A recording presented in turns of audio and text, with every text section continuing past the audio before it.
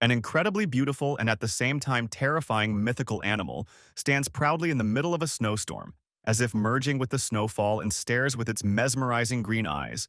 In front of the monster stand two men, one of whom, Steve, encounters such a creature for the first time, and with horror in his eyes asks about the nature of the unknown monster. The second one is the captain of a combat squad. He has already met the ruler of the snowy plains and even tells his stunned companion his name, the sorcerer Bayless. But this does not stop his heart from beating wildly from fear. And to understand how these three met, let's go back half a day to our civilized world, where an unsuspecting Steve stands in the middle of the street, looking at a new message from his boss. After some time, having read another stupid task from his boss, the enraged young man begins to shout and complain at his phone as if he were talking to his stupid boss. And while the guy is cursing his phone, imagining his boss's face, a huge fish suddenly falls on his head. Blood gushes from the site of the blow. Before Steve can even understand what happened, he suddenly loses consciousness and falls on the spot. And passers-by, seeing this scene, rush to call the emergency services while simultaneously discussing the situation and feeling sorry for the young guy.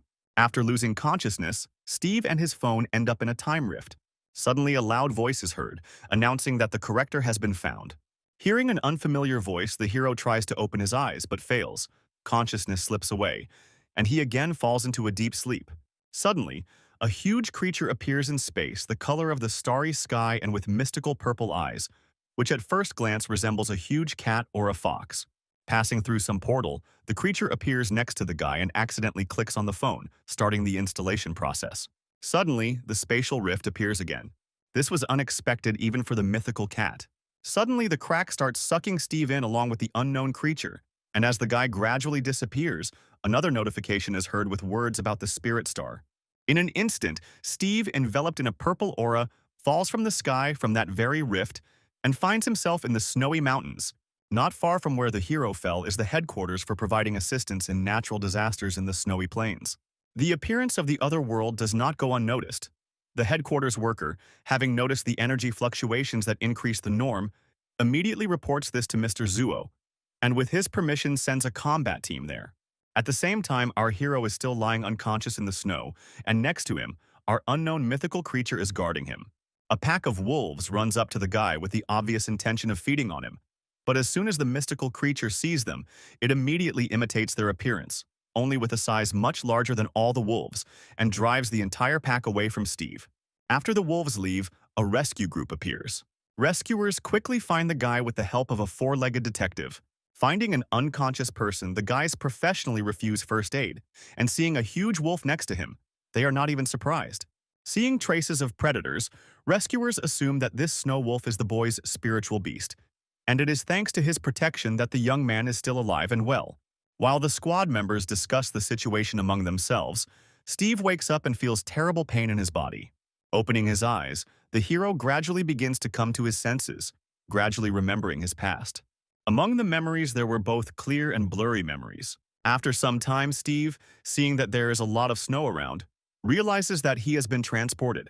And the first thing our smart guy thinks about is that in such a situation he should have received some kind of superpower, cheats, or special skills.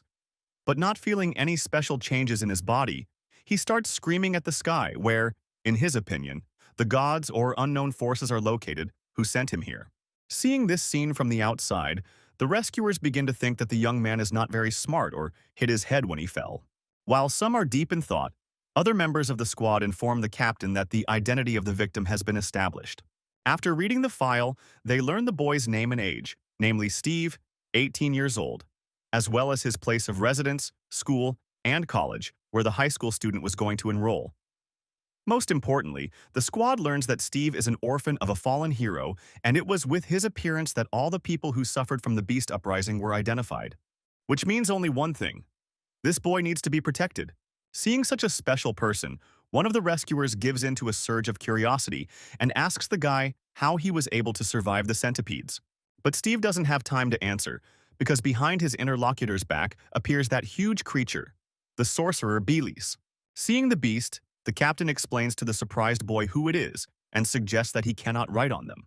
Before the beast attacks, a rescue group takes Steve back to the city. Upon arrival at headquarters, the victim is given the necessary assistance and all wounds are bandaged. And only after feeling pain throughout his body from countless wounds, Steve realizes that this is not just a dream, but reality, and that he really ended up in another world. After rummaging around in his pockets for a bit, the guy finds his student card and gradually begins to remember that this is one of the best schools on the continent. To better understand the essence of this world, Steve turns on the TV and starts watching the news, trying to compare what he saw and heard on the program with his memories.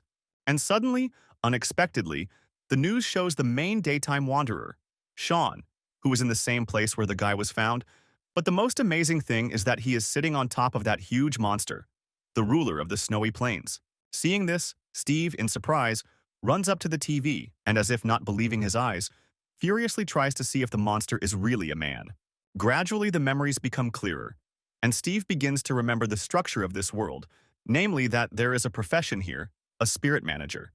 And judging by the memories, these are people who can enter into spiritual contracts with the spiritual animals of this world and control them, namely, enter into battles, conduct reconnaissance.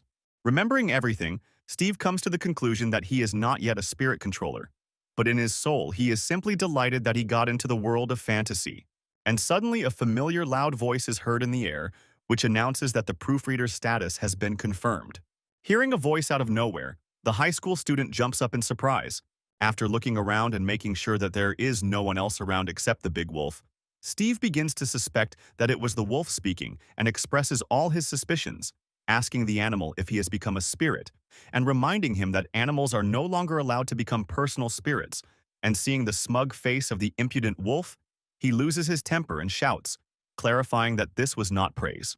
In a fit of anger, the hero accidentally drops the phone and notices that the screen displays the words 99%.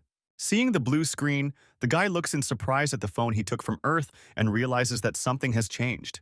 Suddenly, the download is completed and notifications with the guy's personal information start appearing one after another, where it is written that the owner of the phone is Steve, his race is human, his status is proofreader. Then there is a list of skills, including the passive skill Animal Language, which helps to communicate with spiritual animals, and the active skill Golden Hands, which allows the owner to pet the contracted spiritual beast and use spiritual power to develop its abilities. The last notification gives a task for a newbie. Namely, it informs that you need to conclude a contract with a spiritual beast, and for completing it, a system function will open. A camera. After reading all the notifications, Steve is delighted with the understanding that he has a system. Overjoyed that he actually got the cheat, the hero shouts that he wants to become the kami of the new world. Having calmed down a little, Steve begins to think about the information received. Looking at the wolf, he thinks about the skill of Golden Hands, namely how this skill works. Will the wolf become bigger if he just pets it? In order to test his theory and become a spirit controller, he hugs the wolf with all his might. It is just not clear why he makes a scary face, and squeezes so hard that the poor guy even starts to cry from hopelessness. Suddenly, the room is covered with a night shroud, and a notification is heard that the task is completed. Our hero is now a newbie, controlling spirits, and therefore the camera function has been unlocked. Hearing the notification, the guy lets go of the frightened wolf and looks at his hands with confusion, noting that he doesn't feel any particular changes. To make sure that the task is completed, the boy checks his phone, where he sees that, as expected, the information has changed. Among other characteristics, 2 more have been added, one of which is the rank of a novice spirit controller, and the second is spiritual power, which, judging by the indicators, is 100 Haram 100. Also, the recently acquired camera skill is now in the list of existing skills. Naturally, Steve decides to test his new skill and turns on the camera and points the phone at the wolf to take a photo. Suddenly, the wolf takes on his true form. The hero cries out in surprise, asking at the same time whether he is the beast of emptiness and whether he was with him in that empty space. After hearing the answer of the spirit beast, Steve understands why he was able to complete the first task so quickly. Although to conclude a contract you need to get the approval of the beast. In his case, everything went quite smoothly, since they were originally together, and obviously the wolf was not against the contract. And he also realizes the power of the beast language, since he is now talking to the wolf and fully understands what he is telling him. After talking with his spirit beast, Steve learns that the beast of emptiness itself does not know how it ended up with the guy and why they ended up in this world together. So in order to find out the answers to his questions and go home, he was not against their contract. After hearing the wolf's story, Steve promises to take responsibility and take care of the beast. Having heard the guy's promise, the wolf happily licks his contact, and he in turn decides to test his golden hand skill.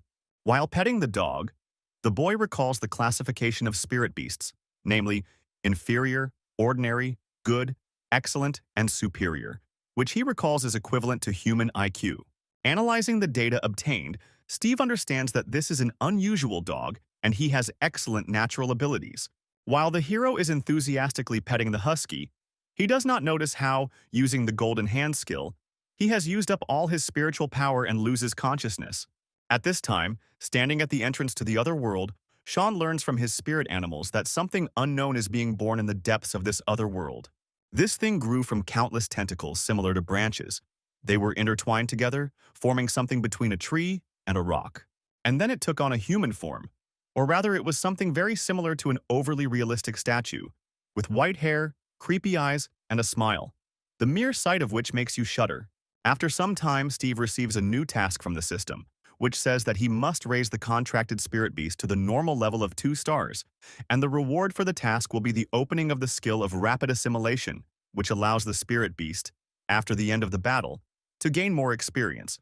After reading the notification, he is also surprised to find that the husky has become an application, and compared to the camera image in the application, there is much more information. Following the logic, the hero comes to the conclusion that all the spirit beasts with which he will have a contract will appear in the system as an application. While the guy was lost in his thoughts, a cute young girl with short blonde hair suddenly called out to him and, approaching from behind, tried to see what Steve was looking at. Taken by surprise, the guy suddenly pulled his hand away and hid the phone behind his back. It turned out that she was the daughter of Steve's parents' friends. Her name was Yuna. A spiritual beast was imprinted on her shoulder. Naturally, she and Steve had known each other since childhood, so the guy's reaction greatly surprised the girl. Suspecting something was wrong, Yuna abruptly snatched the phone from her friend's hands and, despite his objections, began to look at what her friend was so furiously trying to hide. On her phone, she found a photo of a dog and was surprised to learn that Steve had a dog, as she didn't know he liked animals. In order not to arouse even more suspicion, the hero decided to show his husky. He also realized that no one except him could see that strange system, and most likely the reason was his strange status as a corrector. While petting the dog, Yuna decided to ask her friend how he was feeling, since she heard that he had recently encountered a rift in the other world. Trying to explain the situation as naturally as possible, Steve only said that he was fine, and that the husky had saved him from the wolves. Yuna was surprised to see a smile on her friend's face when talking about such terrible events, and thanked the husky for saving Steve, promising something tasty as a reward next time. Suddenly, the guy had an idea. He asked his friend for permission to take a photo of her furry friend. And having received permission, he took a photo, and thanks to the system he received full information about the beast, according to which, the object is a fox of a snowy, starry night, has a normal level of 4 stars, spiritual power is 2 at 40, 240, also has excellent natural data, and 2 skills, namely snow explosion and star capture. Also, according to the information in the system, after reaching adulthood, cubs close to people, in addition to the ability to control snow and ice, can borrow the power of the stars. But the most unusual thing about all this was how skillfully the fox posed for the camera. Remembering all the cute poses she taught her pet, Yuna blushed with embarrassment and began to demand that Steve immediately delete the photo. Having calmed down a little, the girl remembered that after the shooting, the guy looked thoughtfully at his phone for some time and decided to find out the reason. Steve had no choice but to tell part of the truth. He said that he had made a contract with a dog at night and was now thinking about how to promote him to a 2-star. Having carefully heard her friend's story, Yuna was very surprised that he had become a spirit manager. But she was even more surprised that Steve had made a contract with a wolf of the snowy plains. Since these animals are not particularly suitable for a contract, they have comparatively low natural data, and the limit of spiritual powers is not high. After listening to his girlfriend, the guy did not know how to explain his actions without revealing the secret that his husky was not a husky at all, and simply justified his actions by the fact that, on that day, it was this wolf who saved him. Realizing the awkwardness of the situation, Yuna decided to cheer Steve up by telling him that sometimes the wolves of the snowy plains could awaken very powerful companion skills, although she herself understood that the likelihood of such a development of events was extremely small. This was the first time Steve had heard of a companion skill, so he decided to ask what it was. The girl calmly began to explain that these are skills that can only appear in spiritual. For example, her fox has a chance to awaken such a skill, a snow dance, which allows the fluffy one, at the expense of spiritual forces, to move faster on snow and ice. Yuna also noted that the spiritual power of new spirit controllers is very weak, and even if the contracted spirit beast has high natural abilities and they were able to awaken the companion skill, it will not take even a few times to expend all their strength, and in serious cases, they may even lose consciousness. However, if they rest, their spiritual power will gradually recover. In simple terms, it is similar to the MP value in games. When Steve asked how to increase spiritual power, the friend replied that every time the contracted spiritual beast made a breakthrough, the contract would feed the spiritual power of the spirit manager. Both sides would complement each other and grow together. This is the original purpose of the spiritual contract. However, there are natural resources and treasures that can directly increase the spiritual power of the spirit manager. But these are not things that can be accessed so easily.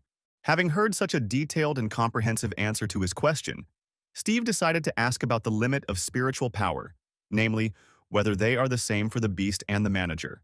Yuna also answered this question, saying that the redistribution of the power of a spiritual animal depends on the race and level, and it naturally increases. All that is needed is a breakthrough. While the girl answered the questions in detail, the wolf and Steve listened very attentively. The guy even tried to write everything down so as not to forget anything. Having finished her explanations, Yuna decided to return to her friend's question about raising the husky to the usual 2-star level, and offered her fox's help, namely, joint training. The guy immediately became wary, because the star fox was much higher level, and the fight could be dangerous for his dog. But at the same time, he was looking forward to the amount of experience that could be obtained for a fight with a 4-star spiritual animal. The girl promised to be lenient and launched her fluffy creature forward. Our big wolf cub stood and looked at the little fox with confusion. Yuna, having calculated all the strengths and weaknesses of her beast and its opponent, gave the first command, to use a snow explosion and block the view. At that very moment, a multitude of small pieces of ice flew straight at the husky's face. The stunned dog didn't even have time to react. Steve, seeing his spirit beast's confusion, rushed to help, shouting at the wolf to dodge and hit his opponent with an icy breath. The dog carried out the command, but its view was already blocked, so the attack had no effect. Steve, due to his inexperience, realized his mistake too late. Yuna continued to skillfully control her beast. While the guy gave 2 thoughtless and impulsive commands, Husky continued to follow Steve's commands, trying to stay on his feet in this uneven fight. The fox, in turn, confidently walked towards victory. At some point, the angry wolf lost control of himself, almost taking on his true form. Noticing this, Steve quickly hugged the dog to calm him down. Seeing this, Yuna hastened to boast to her friend that she and the fluffy one were very strong, and while the girl and the fox stood proudly with their noses up, the husky barked loudly at them in anger. He barked for a very long time and loudly. The cute wolf cub was very indignant. After the battle, Steve checked the husky app again and noticed that there were many ununlocked features, and most likely, to unlock them, you need to increase the level of the beast. But the guy still did not find information about who the correctors were. At the same time, on the snowy plains, one of the members of the combat squad reports to Sean, and concurrently to Mr. Zuo, that the outer perimeter of the other world is almost cleared of otherworldly beasts. After hearing the report, Zuo gives the order to retreat, and he himself heads to the entrance to enter there. Finally, the first day of school at the university arrived, and the first-year students of one of the world's prestigious universities were in the auditorium, where the head of Group B of Bingyuan University, Danny Smith, gave an opening speech. After a short greeting, Danny Smith tells the freshmen about the training program, and also informs them that, at the request of the school, military training for freshmen will be conducted in the outside world, and the results of this training will be included in the final grades and will affect the professional classification in the next semester. After the leader's speech, the students begin to actively discuss what they heard, some expressing their fears about the terrifying beasts of that world, and some encouraging themselves and others with the news that Mr. Zuo is there. The only thing that bothers Steve is that even in this world, he won't be able to avoid military training. To cheer up the frightened students and ease the tension, the group leader tells them that there are only low-level beasts left and that this will be a great lesson in controlling spirit beasts. Then reminds them that the training camp will begin in a week and the students will work in groups of 3. Of all he heard, Steve is only happy about this news, as he is counting on the help of his girlfriend, or rather her pet. To begin with, the guy asks Yuna to work together, and after receiving consent, he quickly goes to look for a third participant. But his enthusiasm quickly fades. The first years, having just heard that Steve's spiritual beast is a snow wolf, immediately refuse, since everyone wants to unite with the strongest. The guy himself understands this, so first he decides to unlock the quick absorption skill. Having made his decision, Steve also asks Yuna where in the city there is a suitable place to train newcomers in spirit control. The girl, without thinking for long, answers that she herself was studying in the Spirit Control Pavilion, where they increase the level to the usual 4 stars. He also adds that the pavilion is free for orphans like them, but of course this is limited only to the period of mental control of the newcomer. Hearing Yuna's recommendation, Steve, gently stroking the husky, tells him that they will go see the pavilion tomorrow. The dog responds to the news about the pavilion with a loud bark, for which he gets hit on the head by a contractor, which naturally infuriates the cute snow wolf cub. After safely exiting the other world, Mr. Zuo orders the battle group to convey his order that the parade will enter the other world tomorrow. But the snowplane army will be at the entrance, and they are forbidden to enter the depths of the other world's core. After making a decision, Steve and Yuna come to the pavilion. At the entrance, the administrator asks to show documents for registration. Seeing the young people's ID cards, the administrator is surprised to learn that they are the children of martyrs, and her gaze reflects the deepest respect. Entering the pavilion, the guy looks around with wide eyes, admiring what he sees. Yuna explains to her friend that this layer is specifically for beginners, and then there are layers for more advanced ones. From a conversation with Yuna, Steve learns that the girl studied here for 2 months, but his friend clarifies that before coming here she went to him. But he said that he had some research in the snowfield. He did not give details, and the connection with him was broken. So she was very worried, and now she is very glad to know that everything is okay with him. After hearing Yuna's story, Steve couldn't remember what exactly he was looking for or researching. While Yuna was looking for a place to train, the guy couldn't remember what exactly he was hiding from his friend. Having found the right place, the girl noticed that her friend was deep in thought and did not even notice her. In order to bring Steve down from the sky to the ground, Yuna pulled the guy by the hood with all her might. Taken by surprise, Steve reflexively grabbed the husky by the tail. The girl, in exactly this form, dragged her friend and his dog to the right room. Opening the doors, the student saw the caretaker, who immediately recognized Yuna and was the first to greet her, and asked the reason for the girl's arrival, since she had 4 stars and there was no point in starting a normal difficulty test. Yuna quickly denied everything, replying that she had simply brought a friend today. As the conversation progressed, the caretaker told us how much he admired the upbringing of the fox Yuna, and still remembered how she took 3rd place on the list of permits for 1 star. Seeing that her friend didn't understand what she was talking about, Yuna proudly showed the list on the wall and boasted about her achievement, not forgetting to clarify that those who can get on the list can receive many awards, which is how she got 4 stars. Hearing about the awards, Steve's eyes lit up with determination. He was already anticipating his victory. Seeing the boy's interest, the trainer decided to clarify whether he was going to pass the test and where his beast was. When Steve introduced his beast, the caretaker was stunned. He thought it was a joke, but Yuna confirmed that it was true. Realizing that this was no joke, the man read a long tirade about how slim the chances of winning were with such a spiritual beast. What he heard angered Steve, and he responded with only 1 sentence, firmly stating that only by trying would they know. Reluctantly and worriedly, the warden nevertheless allowed the boy to take the test, having notified the medical staff in advance. Seeing Yuna's look, the coach asked her if she was worried about her friend, to which he received a very laconic and clear answer that she believed in Steve. The hero and the wolf entered the testing simulator. Soon the first snowball appeared. Steve immediately ordered the husky to jump up and attack the enemy in the neck, and also reminded him not to show his true form. The wolf understood everything and agreed. Immediately after the contractor's command, the dog rushed into battle. The fight was not easy. At some point, the wolf got distracted. Noticing this, Steve shouted loudly, prompting the husky to look around.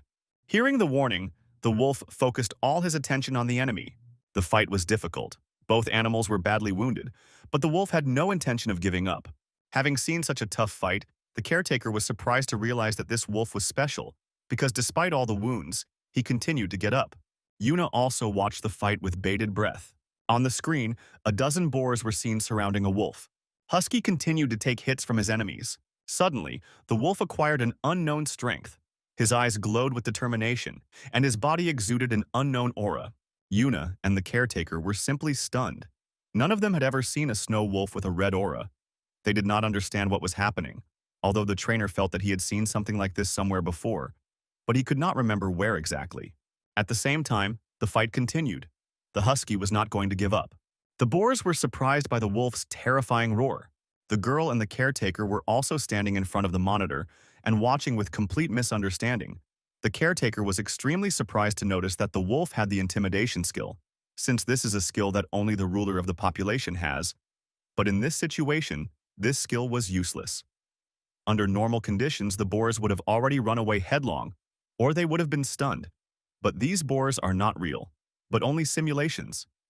Therefore, they have no self-awareness and intimidation does not work on them. But Steve and the dog did not give up. They continued the fight.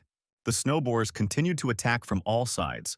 Yuna already clearly understood that this was not a simple snow wolf in front of them. Suddenly, Steve realized that something was wrong with the husky. He became much stronger. The guy began to suspect that the beast was using the abilities of his main form. In order to confirm his suspicions, he hurried to check the application on his phone. Having read all the characteristics, the guy found only one oddity: the blessing of an unknown creature. What it was and when it appeared he did not know, but he assumed that the red fog was it. The ferocious and irritated wolf continued the fight. Suddenly the caretaker remembered where exactly he had seen such an aura. This fog was very similar to the bloody aura of the Kui Mu wolf, but this is the legendary race of the true ancestors of wolves, and it was not clear how it could appear in the body of a snow wolf. The caretaker was confused. He couldn't believe his eyes. He witnessed the awakening of a bloodline, and what's more, it was an ordinary one-star spiritual beast, and what's even stranger is that this beast was a snowy plains wolf. While the man was deep in thought, Yuna was happy for her friend that he would be able to successfully complete the test. The coach noted that at this rate, Steve would not only pass the test, he could even take first place on the list. Having heard such good news, Yuna began to scream even louder and wish her friend victory. However, she didn't have time to shout victory chants for long, as the caretaker reminded her that the boy wouldn't hear them anyway. Steve supported his spirit beast with all his might. Receiving the boy's full support, the husky confidently moved forward. While the young man with the wolf did not see the end or edge of these boars, suddenly the phone rang. Another notification from the system about the increase in level. With the increase in level, some new skills were also unlocked. Steve studied the new skills carefully and couldn't shake the feeling that the wolf had leveled up specifically for this situation. As the husky leveled up, it became easier for him to defeat opponents. Seeing the strength of his beast, Steve was glad to realize that now the test would be easy to pass. The wolf also felt the full power of his new abilities and proudly destroyed enemies without much effort. The longer he watched the fight, the more the trainer could not understand whether this wolf was really one of those snow wolves that he knew, because an ordinary wolf of the snowy plains would have difficulty defeating even one boar. But this one had already passed half the test, but was not even tired. On the contrary, the further he went, the faster and more accurate his attacks became. Snow boars were still appearing in the simulator. The goal of 200 boars seemed endless, but Steve had no intention of giving up. Despite their fatigue, the hero and the wolf boldly and stubbornly moved forward, gradually reducing the number of enemies. A few more attacks and the number of remaining enemies was 0. Steve and his beast walked proudly out of the testing room. The caretaker was surprised to see that the rating on the screen had changed, while Yuna was incredibly proud of her friend. Then other people present noticed that the list of easy difficulty leaders had changed and actively discussed this news. Everyone tried to imagine who Steve was and what his spiritual beast was. Having finished admiring himself, Steve decided to find out what his passing time was. After checking the information, the caretaker replied that the time was 2 hours 53 minutes, which was almost an hour faster than Mr. Zuo. Hearing this, the boy and the wolf cub jumped with happiness, learning that they had won first place. After learning that he had won first place, Steve began to think about the reward, secretly hoping that it would be money. A lot of money. From one look at her friend's shining eyes, Yuna immediately understood what he was thinking about, and sternly warned him not to even think about money. The reward for first place should be especially valuable, something that cannot be bought with money. Having heard the young people's conversation, the coach hastened to say that the reward would not be meager, but he could not yet say exactly what it would be. While the caretaker was talking about past awards, Steve and Yuna had already left, as the guy was in a hurry to get his award. Noticing this, the coach ran after them, as he really wanted to introduce Steve to the owner of the pavilion. But what was his surprise to see the owner at the administrator's desk? Without even suspecting who was standing in front of him, the boy turned to the man at the uncle's table and joyfully pulled out a card with a smile and said that he had come for his reward. The man took the card from the guy and smiled slightly and asked if he was Steve, who had won first place on the easy level. Hearing this, everyone present suddenly turned around to look at the winner, the one who was able to get past Zuo. Seeing the snowy plains wolf next to the boy, the owner asked if the wolf was his spirit animal, to which Steve happily nodded, showing off his animal as if bragging about it. Analyzing the boy, the owner had high hopes for him, believing that he could become as great as Zuo and perhaps even achieve more. After checking the card, the man asked Steve what reward he would like. Hearing the question, the guy was surprised and asked directly if the man could give him everything he wanted, and whether this meant that he was the boss here. The owner, with a proud smile, confirmed that he was ready to give everything Steve asked for because it was he who founded the pavilion. Yuna and Steve were stunned by this news. The owner repeated his question about what reward the boy wanted. Steve almost wanted to ask for money, but Yuna pinched him on the waist and brought his friend back to his senses. Frightened by his girlfriend's angry expression, the guy quickly turned everything into a joke and quickly corrected the situation by saying that he would be glad to receive any gift from the owner of the pavilion. After thinking for a while, the old man made a decision. As soon as the owner opened his mouth to speak, the young guys immediately froze, listening to what he would say. As a reward, the owner decided that in addition to the usual rewards, the materials for the wolf's first evolution would be fully paid for by the pavilion. All those present who witnessed such a generous reward looked at Steve with envy, then with pity that his contract animal was a wolf. At the same time, Steve sincerely thanked the owner for the gifts. Having finished with the reward, the old man offered the guy to complete the level on normal difficulty. Hearing such a bold proposal, Steve responded with embarrassment that the owner was overestimating his capabilities. The owner appreciated the guy's modesty and noted that it was just a joke, but if Steve decides to do it, he should book a training ground in advance. Although the hero refused the usual level so as not to attract unnecessary attention to himself, the next day, almost all the visitors of the pavilion watched yesterday's fight of the amazing guy, who was able to set a new record in a pair with the snow wolf. A few days later, everyone was actively discussing this fight. Some looked down on him, thinking that there was nothing special about the guy, and some admired the spectacle. All these days, while others watched and discussed the challenge, Steve quietly trained with his wolf, tracking his progress in the app and calculating the time needed to get 3 stars. On the 5th day, after receiving first place, the guy already had his own fan club, which included members of the pavilion, who came every day just to look at Steve with his wolf. They actively cheered for the hero and the Huskies, shouting supportive chants. Analyzing the progress over the past days of training, the hero was almost certain that he would quickly achieve 4 and even 5 stars. While Steve sat quietly, the wolf trained as hard as he could, chasing and defeating snowboarders. At this time, Louis, one of the strongest among the freshmen, with 5 stars, was calmly watching his favorite show on the computer. The freshman was completely absorbed by the cute girl on the screen. At the same time, one of the workers from Louis' mansion entered the room without knocking and handed over a report. Taken by surprise, the young gentleman abruptly closed the monitor and, with his face flushed with embarrassment, cried out, reminding that you need to knock before opening the door. When Louis received the report on Steve's success, he was extremely surprised because the report was talking about his classmate, with whom no one wanted to form a group. Finally, the time came for military training. Steve was pleased with his training and the Huskies' progress. He assumed that the wolf would soon reach 3 stars.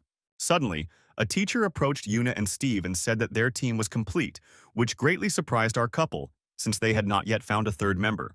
Upon hearing this, the leader was extremely irritated, since according to the lists he had, the third member of the group was Louis.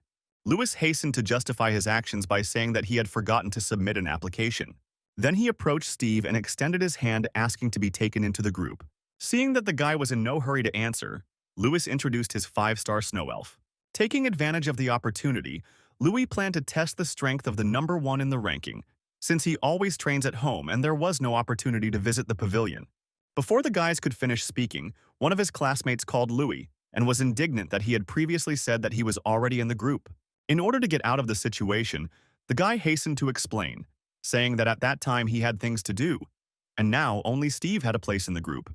Hearing this, all the participants became alarmed because everyone wanted a 5-star guy in their group, Some even started kicking out their partners to make room. Some even expressed complaints about Steve. Steve naturally did not accept them. Seeing the growing aggression, Yuna quickly agreed to accept Louis into the group.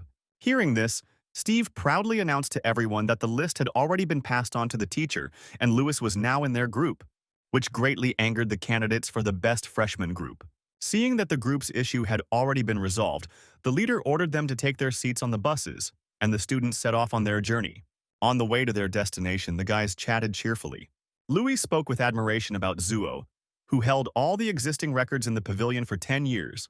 He also added that Steve was the first person to break her record at the novice level. After the story, Louis suggested that Steve, upon arrival at the training site, head deeper and have a sparring session. The hero happily agreed. Yuna was annoyed that the boys decided everything without asking her, but she agreed to go with them, on the condition that the boys would not ignore her. Louis and Steve instantly agreed. Suddenly, the hero noticed that the other students did not have contract animals with them and asked in surprise why. Yuna explained to her friend that everyone keeps their beasts in the spiritual domain and calls upon them during battles. The spiritual domain is a kind of portable space that allows contracted spirit beasts to rest and recover, and it can be opened by all spirit managers. After finishing her explanation, she began to demonstrate what it looked like. After hearing the explanation, Steve tried to imagine what it looked like. To help her friend open it, the girl once again called her Fox from there, simultaneously explaining the algorithm of actions. Steve gently stroked the husky, preparing himself to open the spiritual domain as instructed. The girl was sure that the guy wouldn't succeed the first time, but before she could finish speaking, Steve and the wolf started the process. Yuna and Louis were stunned by this situation. The process was successfully completed. The husky was able to enter the spiritual domain. Steve was absolutely delighted, and the girl could not believe her eyes. Not only Yuna, Louis was also surprised and at the same time admired his partner. Finally, the buses reached their destination, where military vehicles were everywhere. The military transported the corpses of the killed monsters in cars. Some soldiers were unhappy with the arrival of the students, as they considered them not serious. At this time, in the mountain of killed monsters, something began to rustle and move. After the bus came to a complete stop, the students got off the vehicle. As they got off the bus, all the students looked around with admiration and interest, and Steve admired his spiritual domain. Not far from the students, the soldiers who were transporting the corpses got out of the car to report their arrival. After the report, the soldiers did not have time to unload the carcass, as some surviving monsters jumped out of the mountain of corpses. The students began to run away in panic. The soldiers quickly ran over, some busy destroying the monsters, while the rest kept the students safe. The military called in their contract animals to protect children and destroy creatures. However, many have already suffered. The otherworldly centipedes attacked everyone in a row, and the military realized that they did not have enough people. At the moment when one of the monsters was preparing to attack the student, the husky attacked the centipede and pushed it away from the girl. Steve's group joined the fight. While the hero and Yuna were dealing with the monster, Louis was helping his classmate to get up. Steve and his wolf were determined to fight. The husky rushed into battle, and here stood a low-level wolf cub with 2 stars against a huge, normal-level centipede with 7 stars. The wolf struck first. Louis and Yuna with the fox also helped in the fight. Steve gave the husky commands with determination. The wolf used his best skills, but the blows had no effect. While the brave trio of first-year students fought, risking their lives, the rest of the students ran away in terror. Finally, the strongest student in the group sent his elf into battle. In order to defeat an enemy that was far superior in strength, the spirit beasts united and decided to fight together to strike the enemy with a combined force. In order to protect the students, the leader also summoned his spirit beast. During the battle, the hero and his friends realized that these creatures do not know how to attack from a distance. In order to strike, they quickly reduced the distance and decided to use this advantage against the enemy. One of the students, watching his classmates fight with horror, began to think about why he himself did not dare to speak out against the monsters. The intensified fighting continued. Along the way, Louis watched the husky and tried to understand what skills he was using. While the wolf was concentrating his strength to deliver another blow, the monster was about to strike back with a poisonous slash. Noticing this, Steve loudly warned his beast to shorten quickly. The teacher watched the students fight from the side. Analyzing their fight, Denny comes to the conclusion that the first years have offensive skills, since they were able to hold out for so long. Other students watched from the bus outside. Steve and his team launched joint attacks on the enemy. Their spirit beasts also combined their attacks. While the boys were focused on the fight, one of the centipedes quietly snuck up and grabbed Yuna. Seeing this, Steve gave the command to use the intimidation skill. The terrifying aura and loud roar had an effect. The monster weakened its grip. Freed from the grip, the girl collapsed to the ground. The leader, watching the battle, was surprised to notice that the low-level snow wolf had an intimidation skill. Noticing the monster's confusion, Yuna shouted for the boys to use this opportunity to quickly attack. Hearing the command, the husky struck the enemy again. Having made sure that the contractor was okay, the fluffy one also rushed into battle. The joint attacks continued. Steve and Lewis devised a joint attack. The plan was for Lewis to strike before the centipede came to its senses. After such a long battle, the monster weakened a little. After a series of powerful blows, Steve noticed that the monster's weak point was the abdominal cavity, and hastened to warn his friends to hit exactly that point. Having discovered the enemy's weakness, the spirit beast launched an attack with renewed vigor. The monster was hit from all sides, at its weak point. The leader, watching the fight, was pleasantly surprised that the first-year students were able to find a weak spot and launch an effective attack. Finally, the fight was successfully completed and the monster fell dead. But the girl couldn't calm down so easily. She took out her anger on the corpse, posthumously kicking the terrible monster. At this time, Snow Elf Lewis reported that he could no longer sense the centipede's life force. Seeing the guy's grand victory, some envied their courage, and some people sincerely admired it. After the battle, one of the soldiers ran up to the students to find out if they were okay and if there were any injuries. Yuna replied with a smile that everything was fine. Only the spirit beasts were very tired and needed rest. Hearing her answer, the soldier looks in surprise at the wolf sitting next to him, who does not look tired at all. Watching the fight closely, Denny realizes that although it was a team effort, it was the snow wolf that played the decisive role in the victory. Steve happily praised the Huskies for their victory. Suddenly, the guy received another notification from the system, with a message about raising the level to 3 stars, increasing the power of the soul, and improving some skills. The soldier quickly thanks the students for their help and apologizes for the oversight the soldiers made. The class teacher joins the conversation and says that he will definitely report their achievements to the university. The military man also reports that another part of the army will be brought in to ensure that such an incident does not happen again. At this time, the soldiers continue to remove the corpses of the monsters. After the centipedes are destroyed, the leader allows the students to get off the bus. Getting off the bus, the frightened first-year students vied with each other to ask the leader about the terrible beast, and some even complained that they wanted to go home. Danny Smith answers in a stern voice what kind of creatures these are, and also notes that although these monsters are strong, but as they have already noticed, they are not invulnerable. They also have a weak spot, and by working in groups they can be defeated, as Lewis and his team did. One of the students did not believe the teacher, citing that Lewis had 5 stars, while they had a maximum of 3. At the same time, another student's competitive spirit was awakened. In response to the first student's question, Danny Smith reported that at the time of the battle, the snow wolf had only 2 stars. This information was a complete surprise to the students. Everyone looked at Steve and his dog with surprise and confusion. Suddenly, the hero realized that the power of the otherworldly beast was different from the power of the spiritual beast. Then Steve decided to ask Mr. Smith if the gradation of the beast was different from the gradation of the spirit beasts. The teacher replies that the gradation is the same, but for some reason, otherworldly beasts of the same level are usually a level higher than those on the spirit star. And of all the otherworldly beasts compared so far, although the difference between individuals and races varies, they were all better than the spirit beasts on the spirit star. In his answer, the leader also mentioned the fact that there are 7 classes of spirit beasts on the spirit star, namely, Ordinary Elite Lord Monarch Legend Holy Spirit Disaster. And if the first 4 can be encountered, although the Lord and Monarch are very rare, then the last 3 levels are almost never encountered. Even the teacher himself has never met such in his life. Mr. Smith goes on to say that, according to legend, the appearance of a catastrophic spirit animal is accompanied by great disaster. For example, a tsunami, drought, or even volcanic eruptions. According to the story, it is a force that human beings simply cannot resist.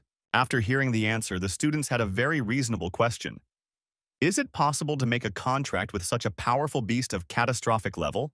Sensei, also relying on the contents of the legend, replied that the human emperor of the ancient era of spirit beasts united the spirit planet with the help of the catastrophe-class spirit beast he bred. However, it is worth remembering that if the soul is not strong enough, it will not be able to withstand the power of the soul contract of a high-level spirit beast. According to the classes of spirit beasts, there are also 7 levels of spirit control, namely, Novice Apprentice Professional, Master Patriarch Glorious, Hall of Fame. And after passing the exam through the Spirit Control Association, one can obtain the corresponding Spirit Control Certificate. On the other hand, Spirit Beast controllers can use the perception of their spirit beasts. Then the leader told the students about the appearance of the other world, about their duty to protect themselves and their world from the invasion of otherworldly monsters. Sensei's long speech, seasoned with emotional undertones, had its effect. The previously depressed and frightened first years now enthusiastically and boldly shouted that they could do it. Only now, having made sure that the students had come to their senses, was the tense leader able to breathe a sigh of relief. Only Steve, standing not far from the teacher, wondered whether he was a beast that fed on people, if he himself had come from Earth and probably also fallen through a time rift. In order to test his incredible theory, the guy decided to bite his best friend who was nearby. After waiting a little while for the students to calm down, the sensei reminded the guys about the dangers of the other world. But having received no response, the leader only hoped for the prudence of his subordinates. Some groups were already actively looking for a place with a large number of monsters to show off their skills, and some were only discussing the plan of action. Suddenly, Yuna approached her group with several vials of super-powerful recovery potions that were given to her by the army of the snowy plains. Steve's mouth watered when he saw the potions. He assumed that it was a tasty drink, and the wolf cub was not far from his contractor, but the girl quickly put the potions away from her friend, warning that this drink was only for spirit animals. Louis suggested that his group go deeper into the forest, since no one had explicitly designated the area beyond which it was forbidden to go. Yuna quickly gave the husky a potion to drink, since the elf and the fluffy one had already taken their share and restored their strength, and agreed with her classmate's proposal. Steve also agreed with his friend's idea, and also expressed his suspicions that perhaps the incident with the centipede was not an accident, and that there was something wrong with the army. Too few people. Hearing the guy's suspicions, the team members also began to express their opinions. Yuna suggested that the military was not happy with their arrival and therefore was deliberately causing trouble, while Louis said that in his opinion the teacher did not know about all this. Steve, in turn, clarified that this was the best possible option, but he suspected not the army itself, but that rift into the other world. The hero's fears caused concern among his friends, as Mr. Zuo personally investigated this portal, and if there is something there that even he could not suppress, then it is something truly dangerous. Seeing the tension in his friends, Steve quickly diffuses the situation, and half-jokingly suggests that since they are still alive and the monsters haven't killed them, it means everything is under the control of the army. Having said everything he wanted, the hero headed towards the forest, reminding them that the stronger the beast, the more points they would receive. Yuna and Louis ran after him. At this time, another group of students was tensely searching for monsters, but strangely enough, they did not meet a single one during the entire time. One of the group members approached the leader, who stood out for his red hair and bad temper, saying that they would soon go beyond the designated area, and another suggested setting up an ambush right there. Hearing this, the irritated leader became even more furious, and almost in a commanding tone said that all of this was just a trick of the university, and if they found and killed the monsters of the abyss, they would get much more points, finally ordering the group to silently follow him. The frightened classmates almost automatically responded with agreement. At the same time, Yuna was angry at Steve, not understanding what he was doing, because they came to the abyss for glasses, and Steve was busy with something very serious. He was making bait for the animal. But it seems the girl didn't appreciate her friend's efforts and threw a snowball right in his face. Louis tried to calm Yuna down a little, and it seems he succeeded, because Yuna also decided to help Steve with his art. An unexpected bark interrupted the fun. Husky told Steve that he felt some movement. The girl looked around in surprise but saw nothing. Louis was the first to notice where the sound was coming from. Suddenly, a white frog ran out of nowhere. Yuna was delighted to see a white frog with copper pupils, a snow toad, because she thought that these spiritual animals existed only in myths. The girl's eyes sparkled with admiration, and the boys continued asking questions about the toad. While the boys were discussing the incredible find, our wolf cub watched the frog with sparkling eyes. According to the information, the toad had weak combat capability, but its peculiarity lay in something else. Firstly, they are rare creatures in themselves. Secondly, they have a keen sense for valuable items. With the help of this ability, they easily find jewelry, artifacts. However, Often they simply cannot take them themselves. But it is precisely thanks to this ability that they do not have to think about evolution, because they find the items necessary for this themselves. Thirdly, they have the ability to hide, so they are very rarely found in their natural habitat. Looking at the snow toad, Yuna remembered a legend about a spirit tamer. According to legend, he went to the snowy plains with a group of adventurers. However, due to a snowstorm, he became separated from the group and was left alone. While he was wandering through the snowy plains, he found a half-dead snow toad. With the help of a special medicine, he saved her life and went with her to a mysterious place. And after the toad helped him find the treasure, she showed him the way to his comrades. And after his elite rank contract beast absorbed this artifact, he immediately received the rank of monarch, bypassing the lord. Steve listened to the legend with delight, imagining how quickly he could level up with the help of the toad. Lewis also confirmed the veracity of the story. Hearing this, the hero's eyes immediately lit up. He happily ran to the frog to catch it. However, the frog turned out to be voracious and quickly jumped aside. Steve ended up with his face buried in the snow. Although the toad didn't let himself be caught, he told the guy that they were chasing him. Hearing this, Steve stood up abruptly. Suddenly, a pack of gray wolves appeared out of nowhere. Seeing the animals, Steve was happy that he would be able to get points. One of the wolves attacked the guy, but he immediately reacted. Lewis asked the elf to support the husky with the ice song skill. At this time, our wolf pounced and hit the gray wolf with his ice-piercing claws skill. The boy was proud of his wolf's victory. The battle continued. Erha easily defeated all his opponents. Yuna and Lewis watched the fight with their mouths open in surprise, and understood that their help was not needed there. Erha quickly dealt with all of our toad's enemies. Having defeated all the offenders, the husky proudly stood in front of the frog. Steve also ran up to the animals and happily praised his dog for his brilliant victory and for protecting the frog. They didn't have time to rejoice in their victory when suddenly someone attacked them. There were no animals around, and the animals were not able to attack the target so clearly. Noticing his classmates, Steve got angry and said that normal people don't greet their friends like that. It was a group of 3 students. They calmly approached and started a conversation with a silly smile. One of them realized that since Steve was strong enough to withstand his attack, it was not worth openly fighting him, and abruptly began to pretend that it was just a greeting. The second one also forcibly supported his friend's legend, smiling that they were just passing by. Steve was too lazy to deal with it, so he ignored it, only telling them to leave since they didn't need anything from them. But the group of impudent students did not want to leave so easily. They said that they came for the toad. With a smile on his face and anger in his soul, Steve suggested asking the toad itself if it would like to go with them. After talking to the toad for a while, Steve began to suspect that it was these guys who had set the wolves on the frog. For a while, the hero simply looked at the impudent group. Suddenly, the leader of the group asked Steve if he was going to attack them. To which the guy, making a funny face, as if mocking them, replied that he was not as shameless as they were. Apparently, the response angered the group, so much so that the third member of the group wanted to attack again. But the leader of the group stopped him, saying that first they had to take the frog. Seeing this, Steve continued to mock and grimace.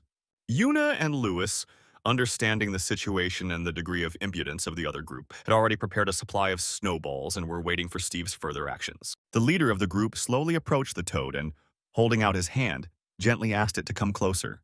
In response, the toad spat in his face.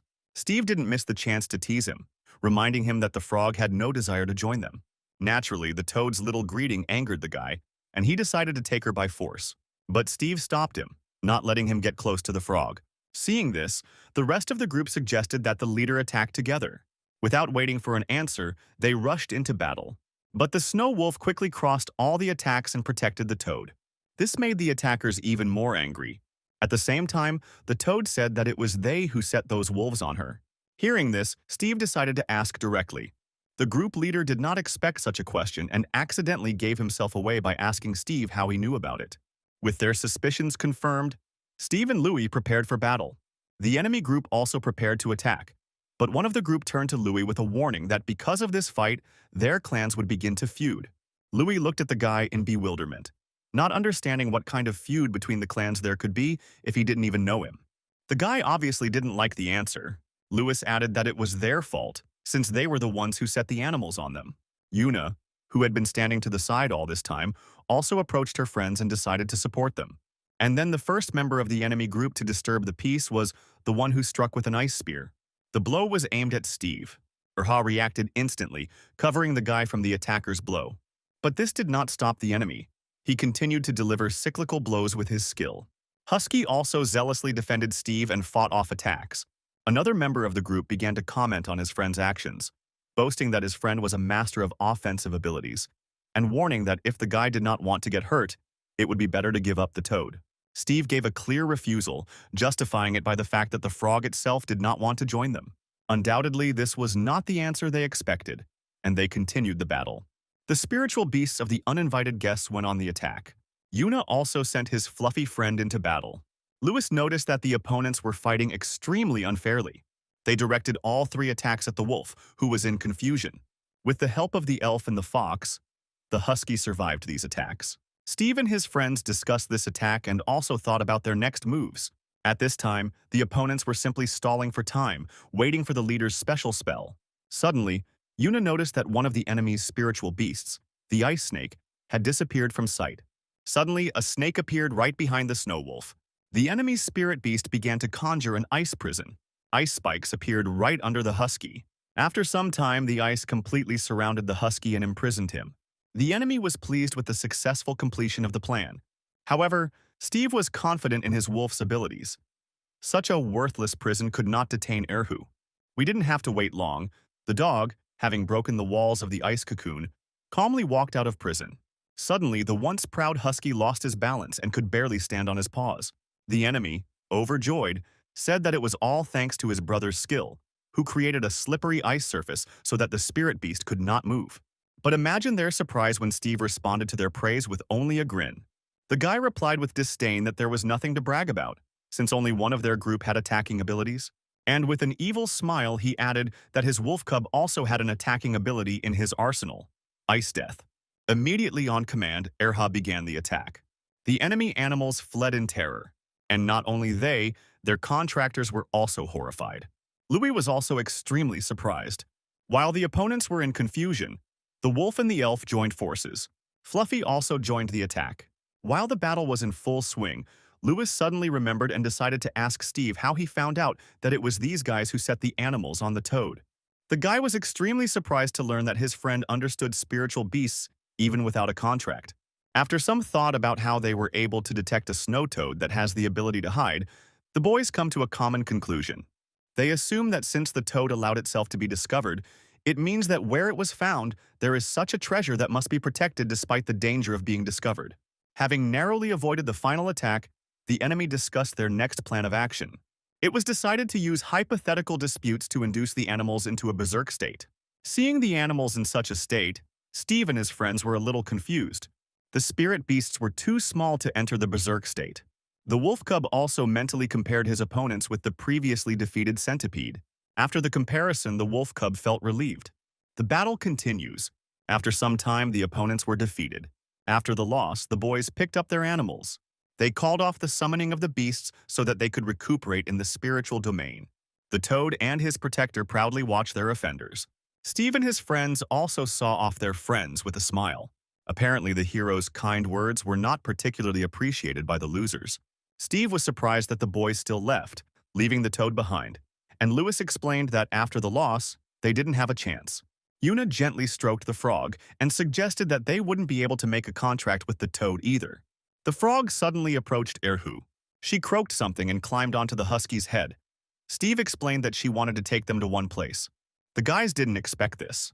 The hero already imagined a chest of jewels, the treasures to which the toad would lead. Discussing the upcoming find with anticipation, the children cheerfully followed the animals. Erha and the frog entered some kind of fog. Trying to catch up with them, Steve slipped and fell somewhere. It turned out to be a secret entrance to the cave. The toad said that there was a treasure hidden there. Lewis and Yuna followed Steve. The boys looked around in amazement, studying the unfamiliar terrain. Afterwards, the boys followed the toad further. Finally, they reached their destination. It turned out that the treasure was a glaciation crystal. Yuna and Lewis explained to Steve that this is an ability crystal that remains after the death of a powerful beast. Inside is stored the ability that the beast possessed during life. A spirit beast that absorbs such a crystal will also be able to absorb this ability. Steve anticipated that if the stone was kept by a snow toad, then most likely there should be a cool ability inside. Lewis had a detector with him. with which they can find out what is inside the crystal. With the help of a detector, the guys found out that this is an evolutionary version of a snow explosion, a snow avalanche. Upon hearing the name of the ability, Steve offered to give it to the fluffy one, but Yuna refused, saying that the fox herself could awaken this ability. Then, Steve offered it to Lewis, but he also refused, thinking that although the crystal was valuable, he had other artifacts at home. The guys suggested giving the crystal to the snow wolf. Steve thought it was strange. He assumed that the ability was not particularly useful. But despite this, he handed the crystal over to Erhe. Husky held the crystal in his mouth but didn't know what to do with it.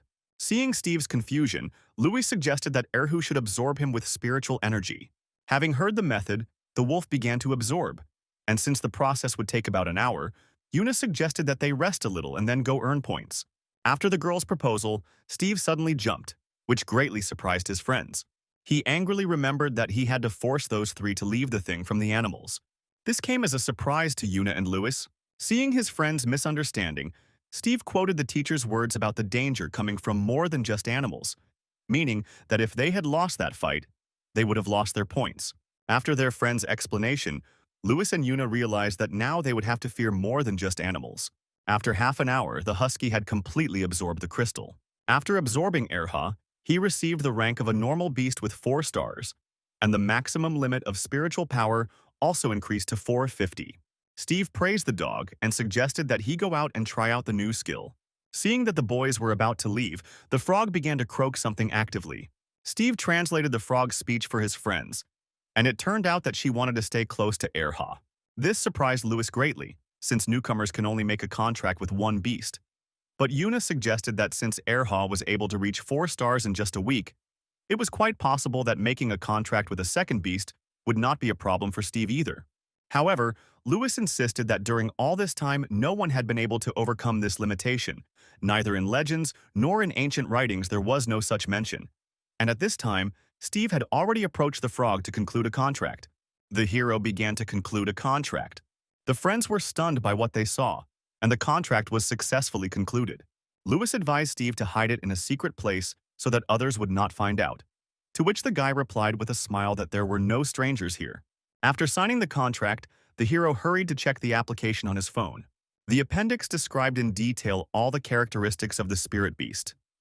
In particular, that the toad beast is an ordinary rank 3 stars, the condition is excellent, and also has the ability of stealth and treasures on 8 sides. Kvakushka explained the essence of the ability of the treasure from 8 sides. The toad randomly chooses one of the 8 directions and goes there. As soon as it finds the treasure, it returns to the master and gives the treasure to him. Hearing this, Steve asked the toad to activate this ability. Upon receiving the command, the frog immediately activated stealth and the ability to treasure from 8 sides. The children watched the frog's actions with surprise and discussed what kind of treasure she would find. Husky also watched his friend with interest. Having finished all their business, the guys headed towards the exit. As they left the cave, the first-year students became wary when they noticed unknown footprints at the entrance. Suddenly, animals appeared out of nowhere and surrounded the students.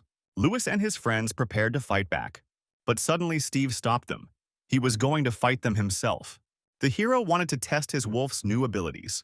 With one attack, Erha swept away all the black wolves, and at the same time he fell down without strength, having spent all his spiritual energy. Even Steve didn't expect such a powerful attack. While Louis and Steve were discussing the glasses, an angry Yuna was indignant at how they would dig up the thing if the husky had buried it during the attack.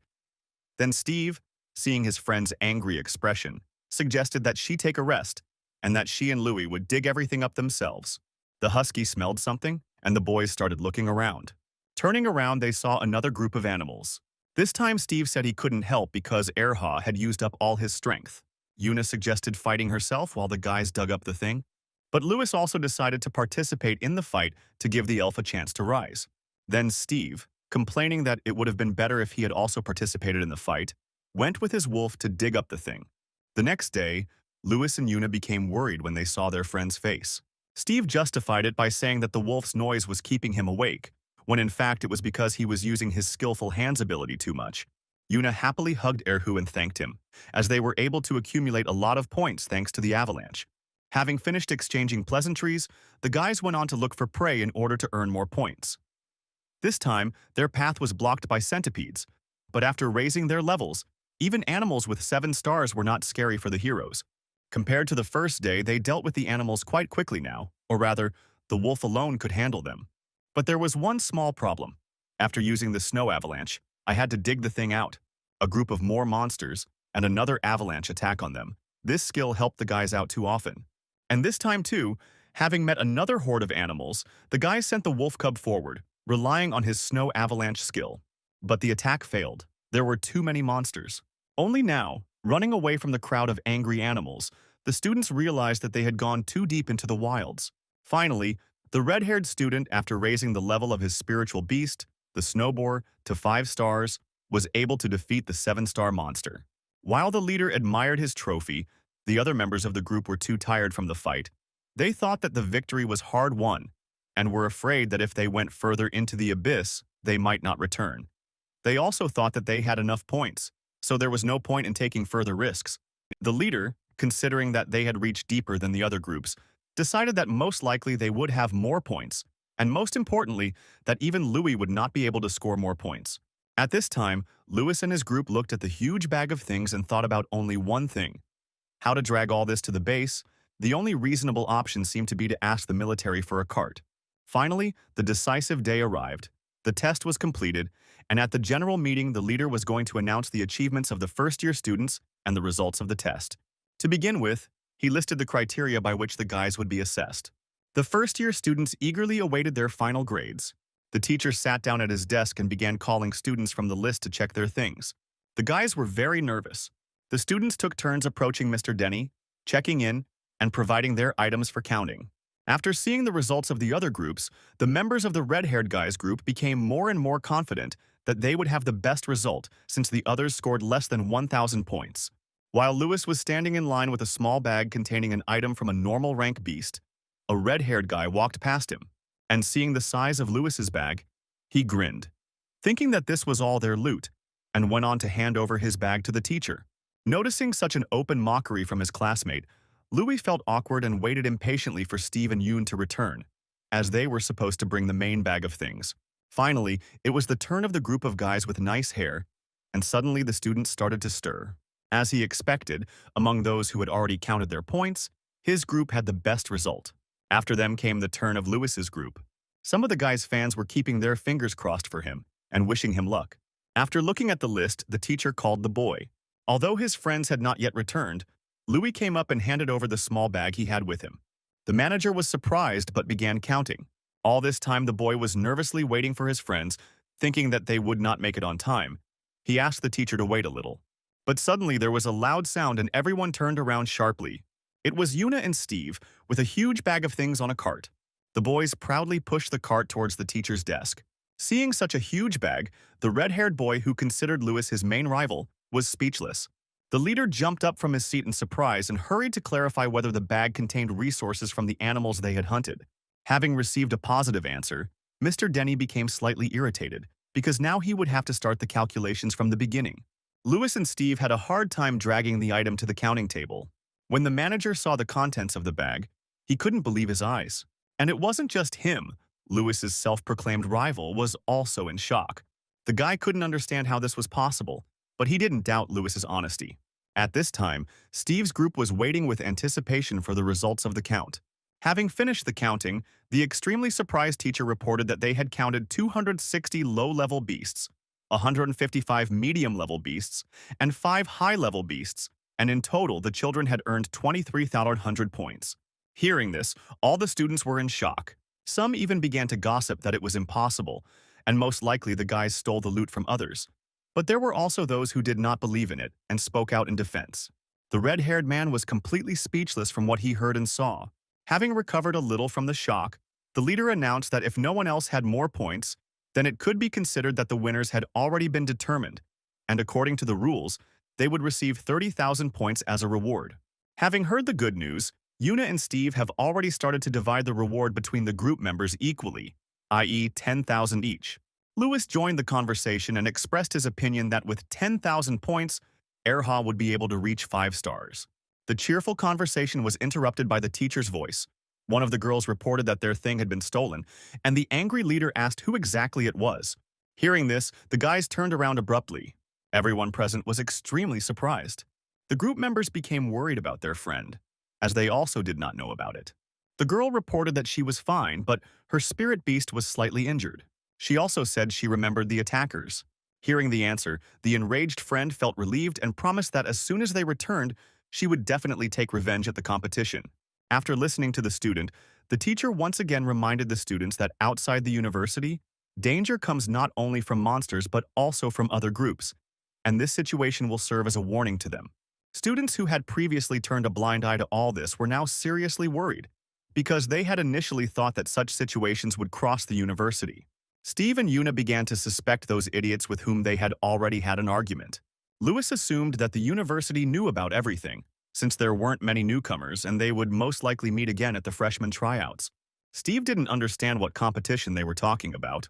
Louis said that every year there is a competition among newcomers within the university. The most promising students will represent the school in the competition. And that's why he thinks they should use these points to level up their spirit beasts so they can wipe everyone's noses in the preliminaries.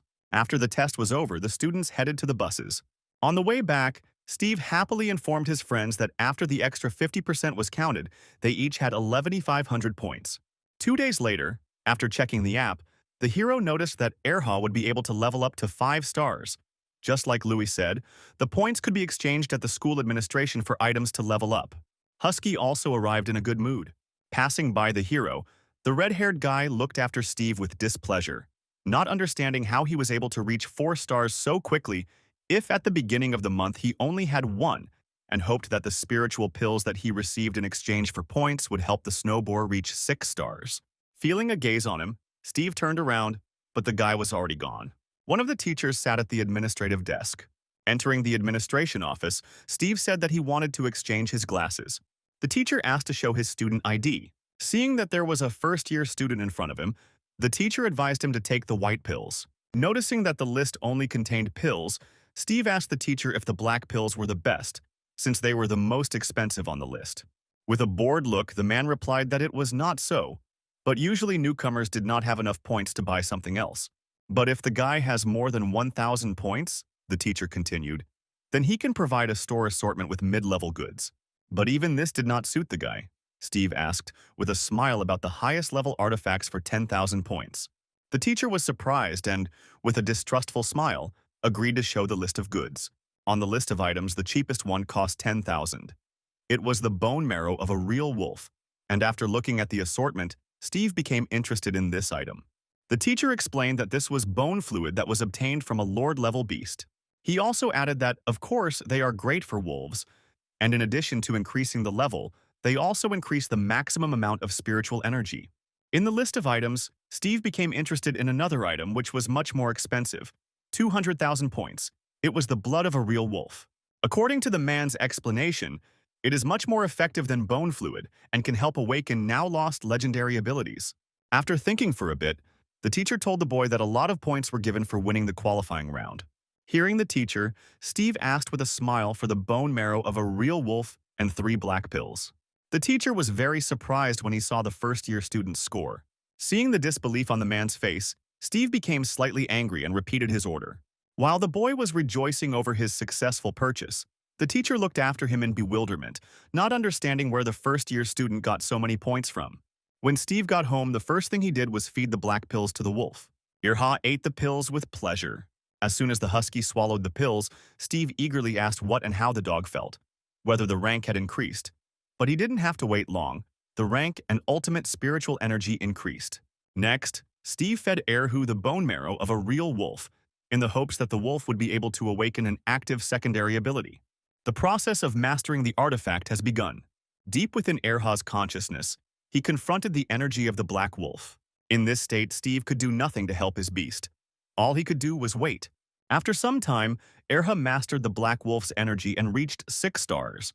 The wolf happily licked the contractor out of happiness, and Steve, in turn, eagerly wanted to know if he had received a new skill. Without waiting for an answer, the guy decided to check the wolf's app himself. Steve was very happy to see that the husky had awakened its secondary night fighting ability. After reading all about the new ability, the hero decides to upgrade his combat skills in the Energy Management Pavilion. Sometime later, Steve came to the arena where the fights were held. Unexpectedly meeting Louis, He asked if he was looking for an enemy. Noticing the guy standing a little further away with his spirit beast intervened in the conversation and asked Louis if he had come to watch Bao's fight or if he wanted to fight again. Hearing the voice, the guys turned around. Steve was surprised to see the spirit of fire. And for Louis, meeting an old acquaintance was not unexpected. When Green challenged him, Louis reminded him that his spirit beast was a support and should not be dragged into any fights.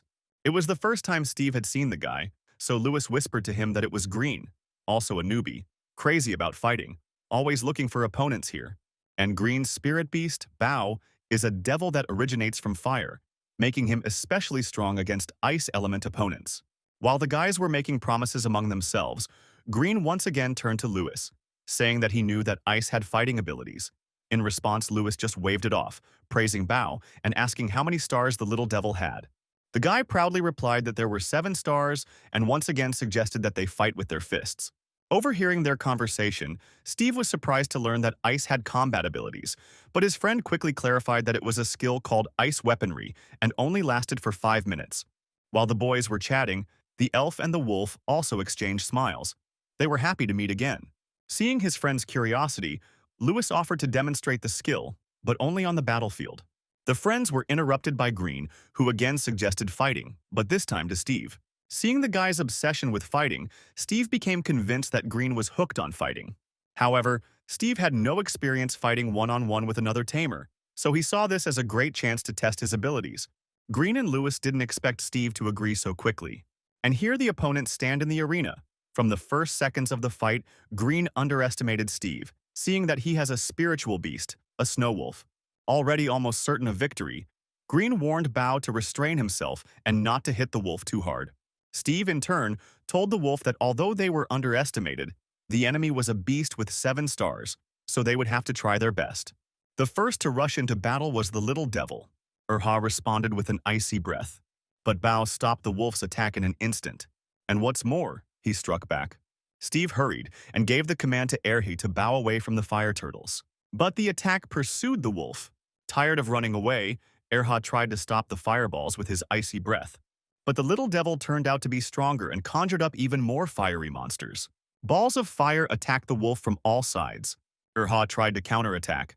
He released his red aura again and entered a state of true awakening. In response, Bao summoned a fiery bull. The wolf fought bravely against the fire attacks. At this time, Steve observed and analyzed the wolf cub's actions, his skills, and predicted further actions. During the fight, Erha recalled his partner's words, as well as his last fight with the ice snake. The wolf continued to circle, avoiding the fire attacks. At the same time, the little devil continued to increase the number of fire monsters more and more. Suddenly, right in front of the wolf cub, one of the fire monsters appeared, which looked very much like a wolf. It was surprising, so Erhe became curious and decided to pet his fellow. But naturally, I got burned by it. Even Bao found this strange, and was so surprised that he even stopped his attacks, while the silly little wolf cub whined in pain and blew on his burnt paw with all his might to ease the pain a little. Suddenly, the water appeared and threw Bao to the ground. It all happened so quickly that even Green didn't understand what had happened. But the guy quickly came to his senses and gave the command to get up. Hearing the command, Bao stood up and used the skill devil separation. This surprised Steve and Erhu. While the wolf was confused, the little devil took advantage of his advantage and took off to attack from the air. Steve, noticing this, warned the husky that the enemy was above. And Green, in turn, praised the resourcefulness of his beast and recognized the wolf as a worthy opponent. The battle was in full swing, and not one of the animals wanted to give in. With a burnt face, the wolf was already about to use his trump card. Green quickly noticed that Erha wanted to use the snow avalanche. Although the guy hesitated a little from surprise, he quickly realized that the only thing that could withstand the snow avalanche was the fire giant. Before Erha and Bao could attack each other, a male silhouette appeared out of nowhere between them. It turned out to be one of the teachers. He scolded the boys for using too strong skills and warned that if they wanted to measure their strength, then it would be better to wait for the qualifiers. Otherwise, if they destroyed the arena, they would have to compensate for the damage from their own pockets, since other students also needed the arena. Steve quickly hugged his wolf to calm him down and informed the teacher that they were done. Finally, the teacher warned that at the qualifying rounds the boys would be able to fight with all their might and destroy everything around them. No one would demand compensation, but using destructive abilities before the competition was prohibited. To the teacher's strict tone, the boys immediately responded that they understood everything. After the teacher left, the boys shook hands, and at the end, Green asked Steve if the wolf was high level, but he replied that no, they had only taken the 6th star yesterday. This was unexpected for Green. Analyzing the fight, he assumed that the wolf cub was of a high level. Louis also wanted to make peace with his friend, and hoped that at least at the qualifying rounds they would meet. Green was still in a slight shock that the 6-star beast had almost defeated his bow, because according to the guy's calculations, the little devil most likely wouldn't be able to withstand an avalanche. After leaving, Steve also lamented to Erhu to see the difference between him and other spirit beasts and decided to arrange special training. The boy and the wolf went to the pavilion for some intense training. When the administrator asked about the level of difficulty, Steve replied that this time they would go to advanced training, which really surprised the girl. In response to the employee's curiosity, the guy proudly replied that they had recently received their 6th star. The girl was surprised by Steve's rapid growth, but calmly gave him the key card for training. Taking the map, Steve went to the caretaker and said that he had come for an advanced training session. The caretaker recognized Steve's voice almost immediately and turned sharply to the guy to check if he had heard everything correctly. Steve replied with a smile that everything was correct. He and Erha wanted to become champions at the beginners qualifiers. The caretaker was perplexed, since Steve recently had only 2 stars, but still, following the rules, he set up the room and let the guy in for training. But his heart was not in the right place, and he decided that he needed to tell the manager about it. Erha and Steve entered the room where they were surrounded by fog on all sides. The guy was in pleasant anticipation. The monsters in this level were ice tyrannosaurs. Animals from all sides looked at Steve and Erhu as if they were prey. At first, the freshman and his wolf were a little scared, but they still gathered all their will into a fist and decided to fight. Erha went on the attack. Steve watched and gave commands. First of all, he activated the night battle. The wolf began with an avalanche attack. At this time, standing behind the door, the caretaker was already informing the manager about everything. Having heard the news, the manager hurried to come. But before the manager could finish speaking, the caretaker said that there was no need for this, since Steve had already left. The guy came out with the wolf in his arms, barely dragging his feet from fatigue, complaining that the training was too scary. Erha, of course, got the 7th star, but it was too difficult to break through the skin of a Tyrannosaurus. After Steve walked away, the caretaker was speechless when he saw on the monitor that the guy had defeated more than 10 monsters. While Steve and the wolf were enjoying a well-deserved rest, the guy received another notification with a task from the system. The task was to raise the wolf to 9 stars, which would unlock the toad's special skill, Golden Touch, which evolves the artifacts that the snow toad brought. While the guy was deep in thought, someone entered the room. Seeing Steve's thoughtful look, the manager assumed that he had failed the training. Noticing the manager, the hero was very surprised and asked what he was doing there, to which the man replied that he was simply curious about how the training went and how many tyrannosaurs he was able to kill. With an awkward smile, Steve replied that it was only 12, and it would take a long time to rise from 7 to 9 stars. The manager consoled the boy in his own way, saying that even masters have difficulty getting through this training. Then, Steve remembered that as a reward for first place in the ranking, the manager promised to give materials for evolution or promotion, and asked the man to give them now. But the man explained that if the guy uses the materials now for promotion, then for evolution he will have to find ways himself. Steve confidently replied that everything was fine. Then the manager agreed to give the reward now, and looking at Erhu, the manager became interested in how much his spiritual power limit was now. The man was extremely surprised to learn that it was 900, since it was the first time in his life that he had seen such a high level. According to statistics, beasts of an ordinary rank could only reach up to 800. Based on his experience, the manager assumed that the beast had special techniques for developing spiritual energy, or that this wolf was special. Steve decided to change the subject by asking how previous snow guards had handled this training. Then the man told about a girl who had a beast with fire magic and 8 stars, but she could not pass this training, and one day she spent a whole week in the gym. Then her beast received the 9th star and increased spiritual energy to 1200. And only then she was able to pass this training, but after her no one could repeat this. Finally, the manager promised a reward if Steve could beat her record, to which the guy happily agreed. At night, Steve and Erha looked closely at the crystal they received from the manager. After thinking for a bit, the guy threw the material to the wolf so that he could eat it and raise his level. The process of energy absorption has started. Surprisingly, this time everything went much faster. After absorbing as expected, Irha received the 9th star, and also the skill Ice Breath evolved into Ice Mist. Steve was simply delighted by this. Irha was also happy with his success. The silence was broken by the sound of a new notification. In the first part, there were congratulations that the task was completed, and in the second, a new task, to complete which the Snow Wolf needs to go through the first degree of evolution and advanced training. And the reward will be the unlocking of the ability of the Eye of the True Beast. After completing the first task, Steve and the Huskies eagerly awaited the return of the Snow Toad. As soon as Croaker reached the door, the boy happily opened the door to let the frog in. Seeing Steve, Quack happily showed off his find. The guy looked at the object with curiosity and did not know what it was. After thinking for a bit, he decided to ask the manager and immediately sent him a photo of the find. The man didn't expect a message from Steve, and when he saw the contents, he was completely speechless. It was a rare evolutionary item for beasts with fire magic, a flower made of magma. He immediately wrote Steve everything he knew about the flower, and also added that it would not be suitable for the Snow Wolf, if necessary, in the pavilion. It could be exchanged for something more suitable. After learning that the item was not suitable for Irha, Steve decided to try the golden touch on it to see what kind of item it would turn into. As soon as the boy activated the skill, the light from the magma enveloped the entire room. Having received no answer from the student, the manager began to suggest all sorts of possible uses for the evolutionary object. For starters, there are different evolution paths. For example, a regular slime can absorb both snow and fire creature items. But this only applies to those animals that can accept different paths of evolution within themselves, and the Snow Wolf is not one of them, and if you feed it a flower, it may die. Realizing this, the manager rushed to find Steve's address to check if he was trying to feed his beast a flower to achieve a fire evolution.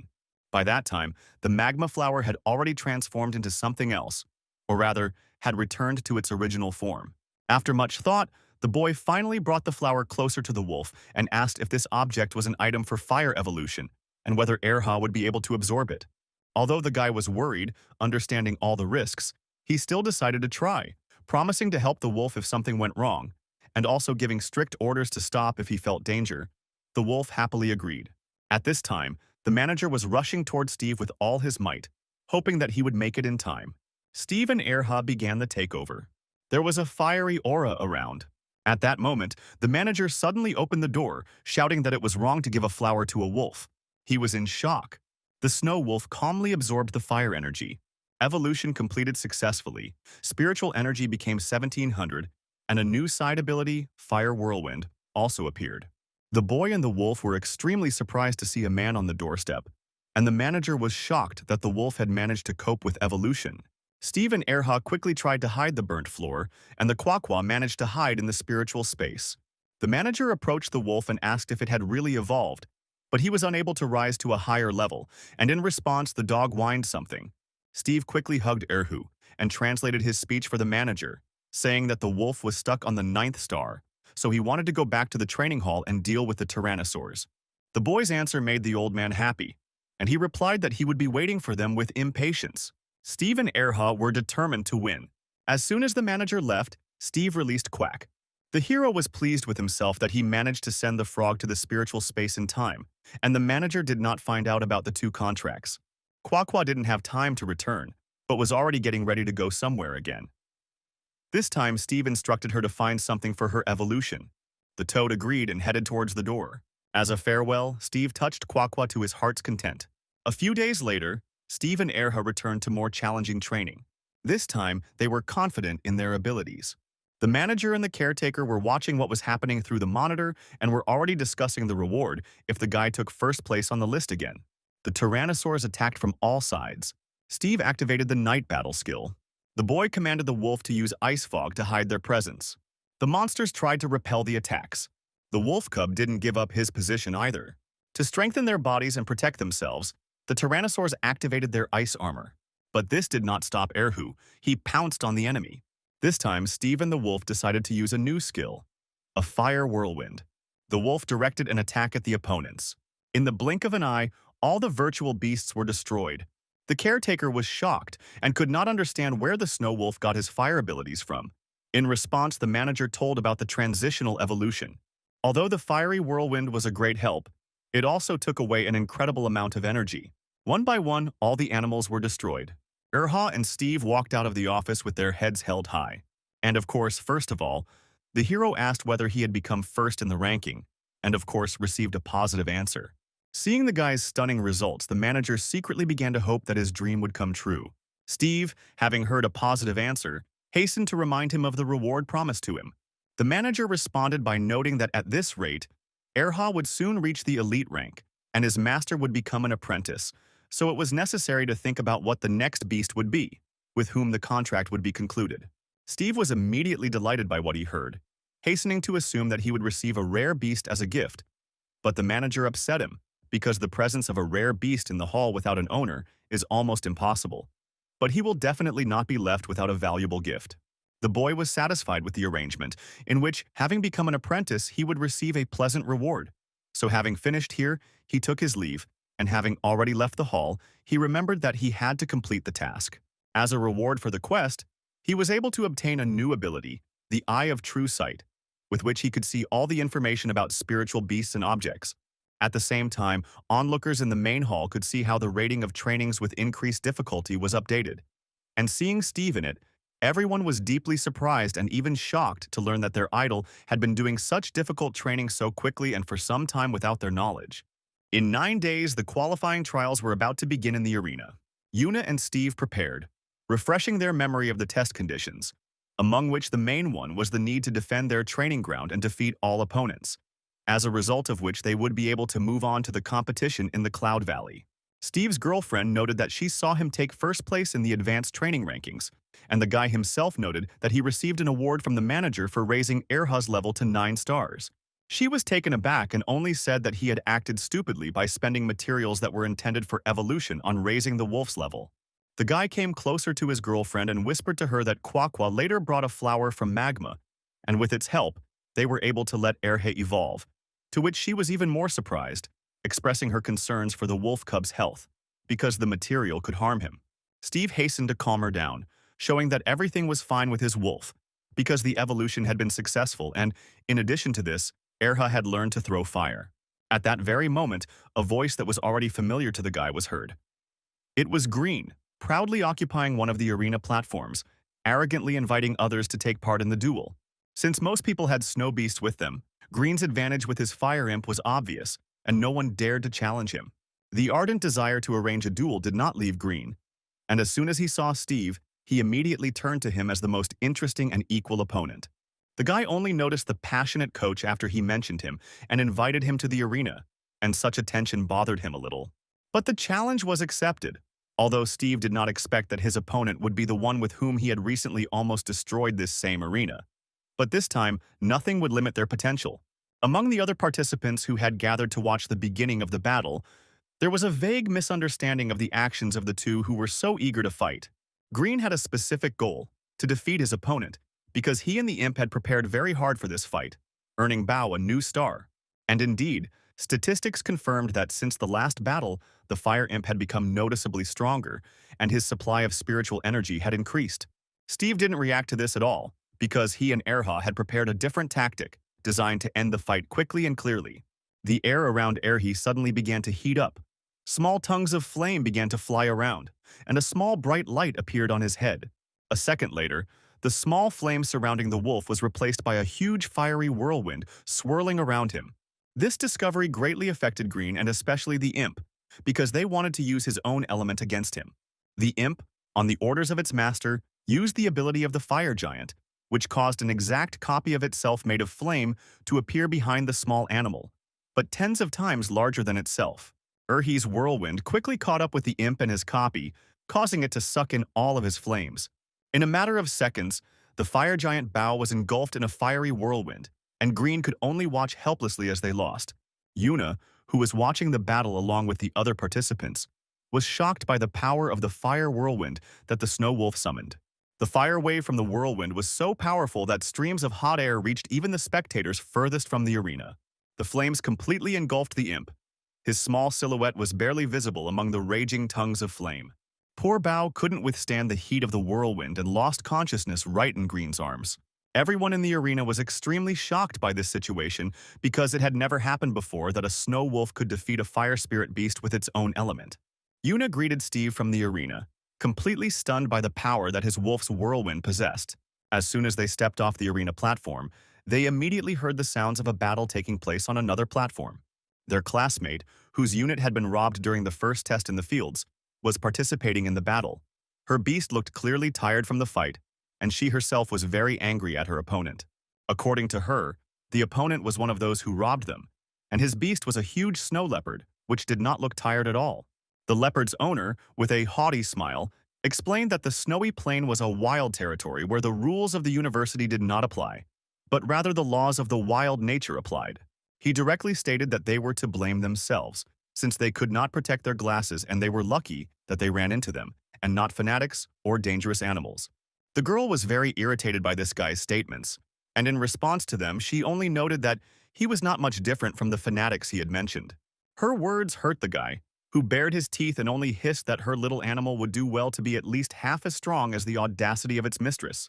On command, the leopard attacked the exhausted animal, causing it to fly off to the side from the force of the blow like a small soft toy. The poor animal was not even able to rise, and the leopard was already raising his paw for his final attack, while the girl tried to call her pet back to the spiritual space. Her opponent's gaze was filled with maniacal madness, and he gave the command to the leopard to prevent the animal from escaping and to finish it off. What she heard greatly angered Yuna. She was beside herself with rage and was already preparing to summon her fox, which she had managed to develop to 9 stars. Before she could head towards the fight, Steve pulled her back and said that he and Erha would handle the arrogant guy. Analysis of the leopard showed that it was an elite-level beast with 1 star and a large reserve of spiritual energy. The leopard made a control strike, but did not manage to reach the target because the animal disappeared right in front of him. The animal was saved by Urka, who snatched it at the very last moment and then handed it over to its owner. Steve stepped into the arena before her, replacing her on the battlefield, much to her surprise. He understood perfectly well that by replacing his classmate, no one would stop him, because her fight was clearly already over. The arrogant guy was surprised by this arrangement, but did not express any objections. He only thought about who was speaking out against him.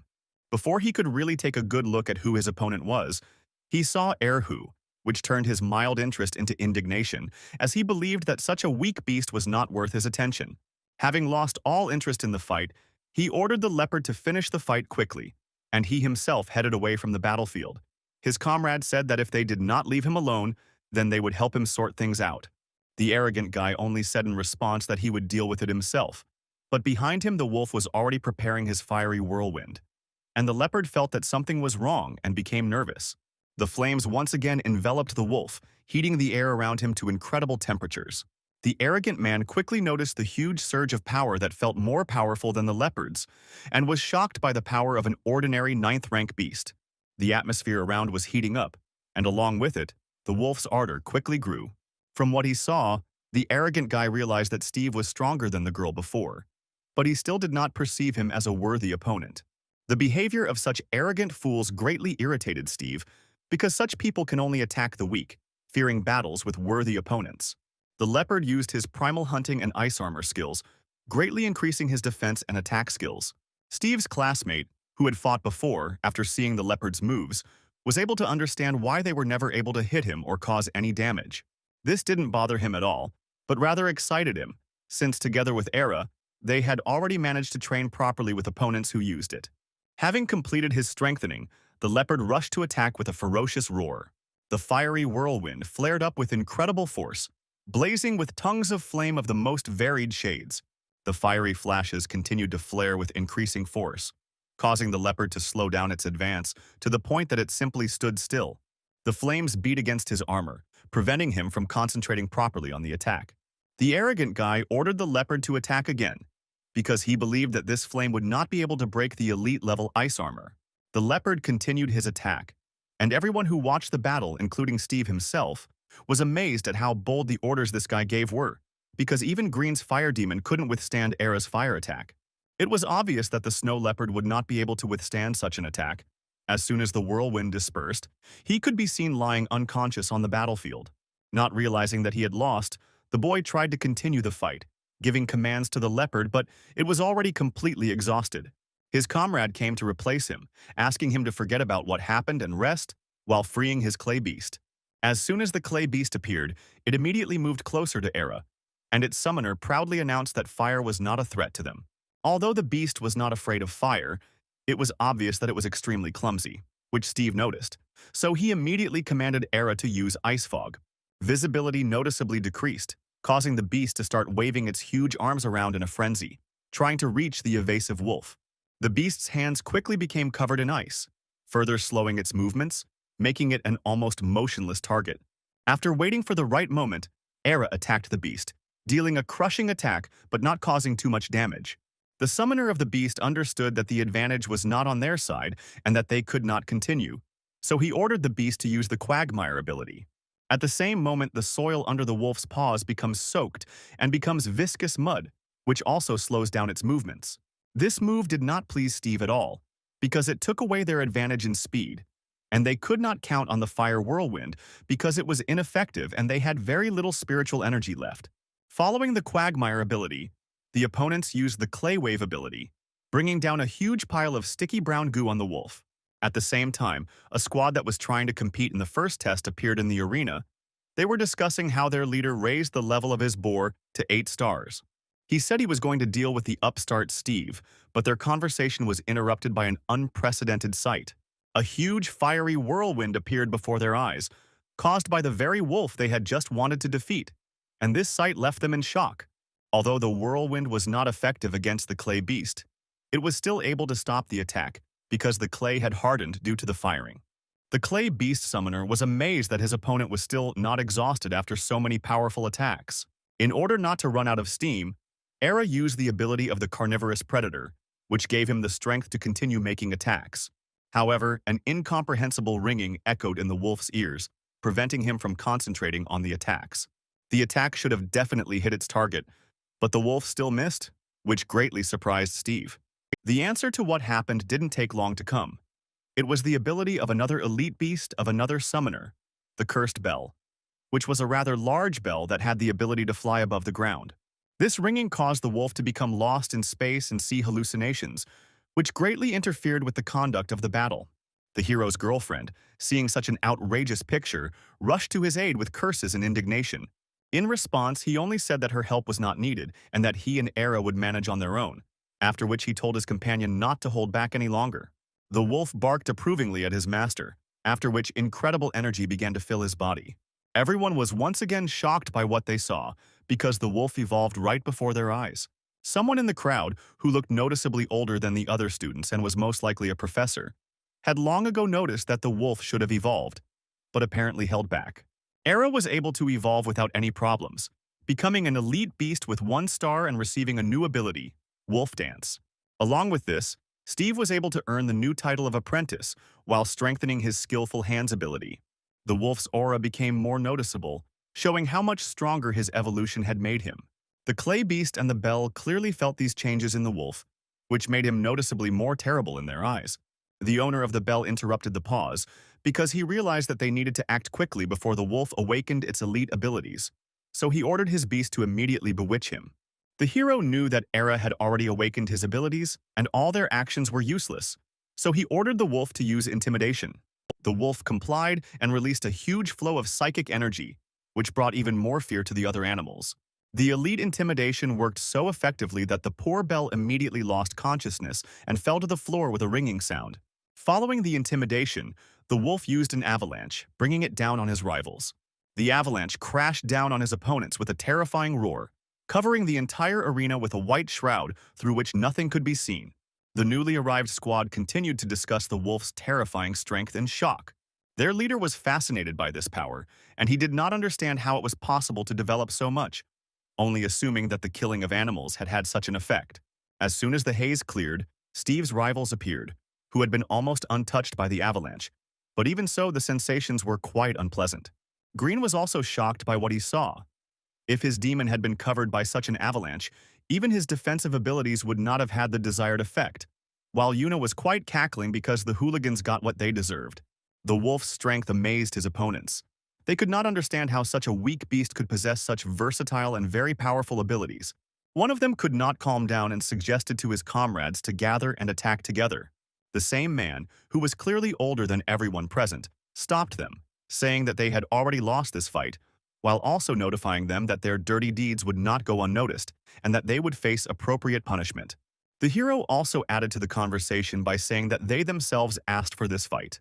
The trio didn't want to accept defeat, but were unable to do anything, only quietly muttering their desire to attack Steve again.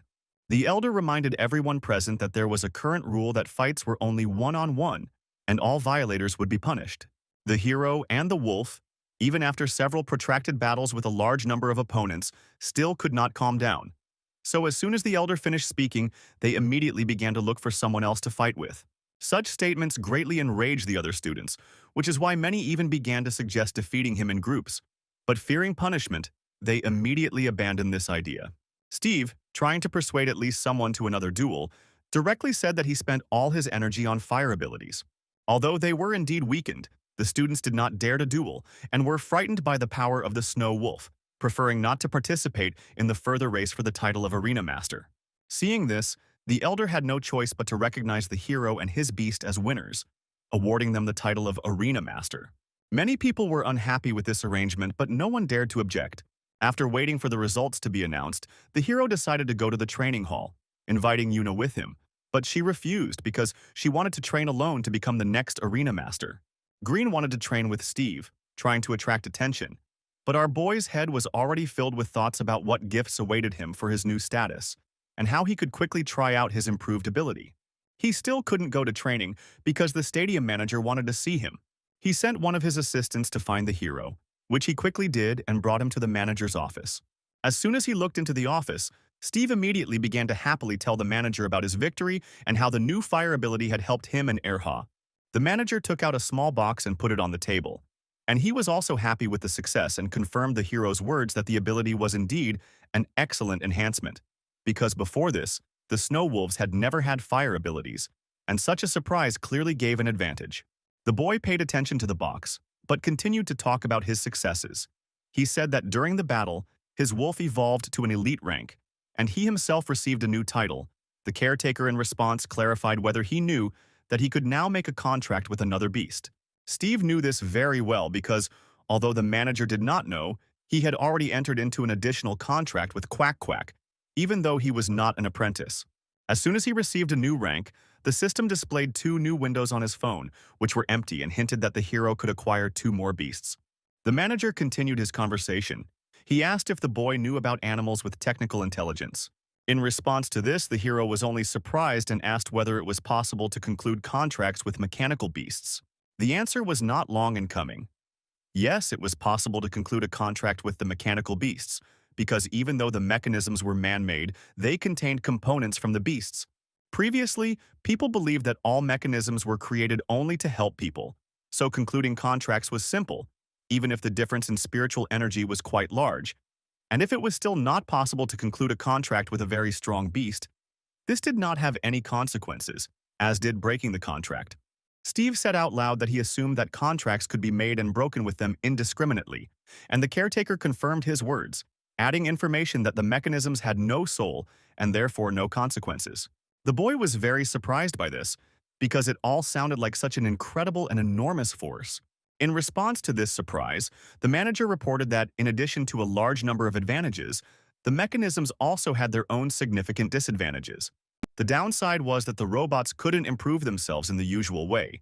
In order to increase their level, they had to merge with the same mechanisms, thereby absorbing their powers and skills. While the manager was speaking, he moved the box closer to the hero and opened it. The box contained mechanical gloves, which the manager offered to the hero, since the mechanical beast could be a good candidate for a place on the hero's team. The manager smiled and said that the gloves were now entirely at Steve's disposal, and when he found a more suitable beast, he could terminate the contract with this mechanical glove. The boy tried on the glove and felt that the sensations from it were indeed similar to those from contact with ordinary animals. But in this case, there was no resistance, and it seemed as if the glove was ready to connect itself with the hero at any moment. Analysis showed that the gloves were an elite-level monster with 7 stars, which was the maximum value for them. And with an incredible reserve of spiritual energy, the caretaker still insisted that the hero make a contract with them. Steve tried to tie himself to the glove, and indeed, it didn't offer the slightest resistance. The contract was made in the blink of an eye. The glove pliably merged itself with the boy, giving him the opportunity to use his only skill. The glove's only skill was the protective field A, which the hero immediately activated, after which he ordered Erhe to use piercing claws against him. The wolf was surprised by such an order and began to shake his head negatively, afraid of harming his master, but he reassured him because thanks to the protective field, he should not receive any damage. He obeyed and still attacked the protective field. As the wolf's master had told him, he did not receive the slightest damage. The caretaker was a little surprised because he did not want abilities to be used in his office. Steve was impressed with the strength of the glove. Although the long recovery time was a serious minus, the advantages significantly outweighed it. At that moment, a thought occurred to him. The gloves couldn't be improved. But what if he could increase their spiritual capacity with the skillful hands ability? Because the ability itself had become better and his own spiritual energy reserve had increased. He used the ability and the glove's energy reserve increased. This made the hero even happier, which he was very happy about, and he expressed his joy along with his gratitude to the caretaker, who was happy for him, but asked him not to use the abilities in his office anymore. Not paying attention to what was said, Steve was once again delighted with his new acquisition and went to his place. Already at home, the hero thought that since he had managed to increase the spiritual energy of the gloves, then maybe he would be able to evolve them. Besides the gloves, he also talked about the increased supply of his own spiritual energy. In the current circumstances, he did not have the opportunity to spend it all on improving his beasts, because the energy was also used for secondary abilities, such as the fire whirlwind. Under the current circumstances, more opportunities were opened up to him, as Erhe would no longer have to worry about hitting his master with his attacks, and traveling outside the university would become less dangerous. The boy's mood was excellent because, having received his new rank, he came closer to experiencing a real fight between tamers. After some time, he went to university.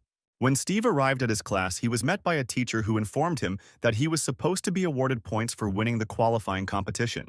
He was indeed awarded 50,000 points, but he was not very happy, because this amount now felt quite small. The boy was called by his girlfriend, who was standing nearby with Louis. They informed him that they had also passed the qualifiers, taking the places of those guys who had been defeated and greatly weakened by Steve. And thanks to the points they had received for the victory, they had managed to develop and even evolve their beasts to elite ranks.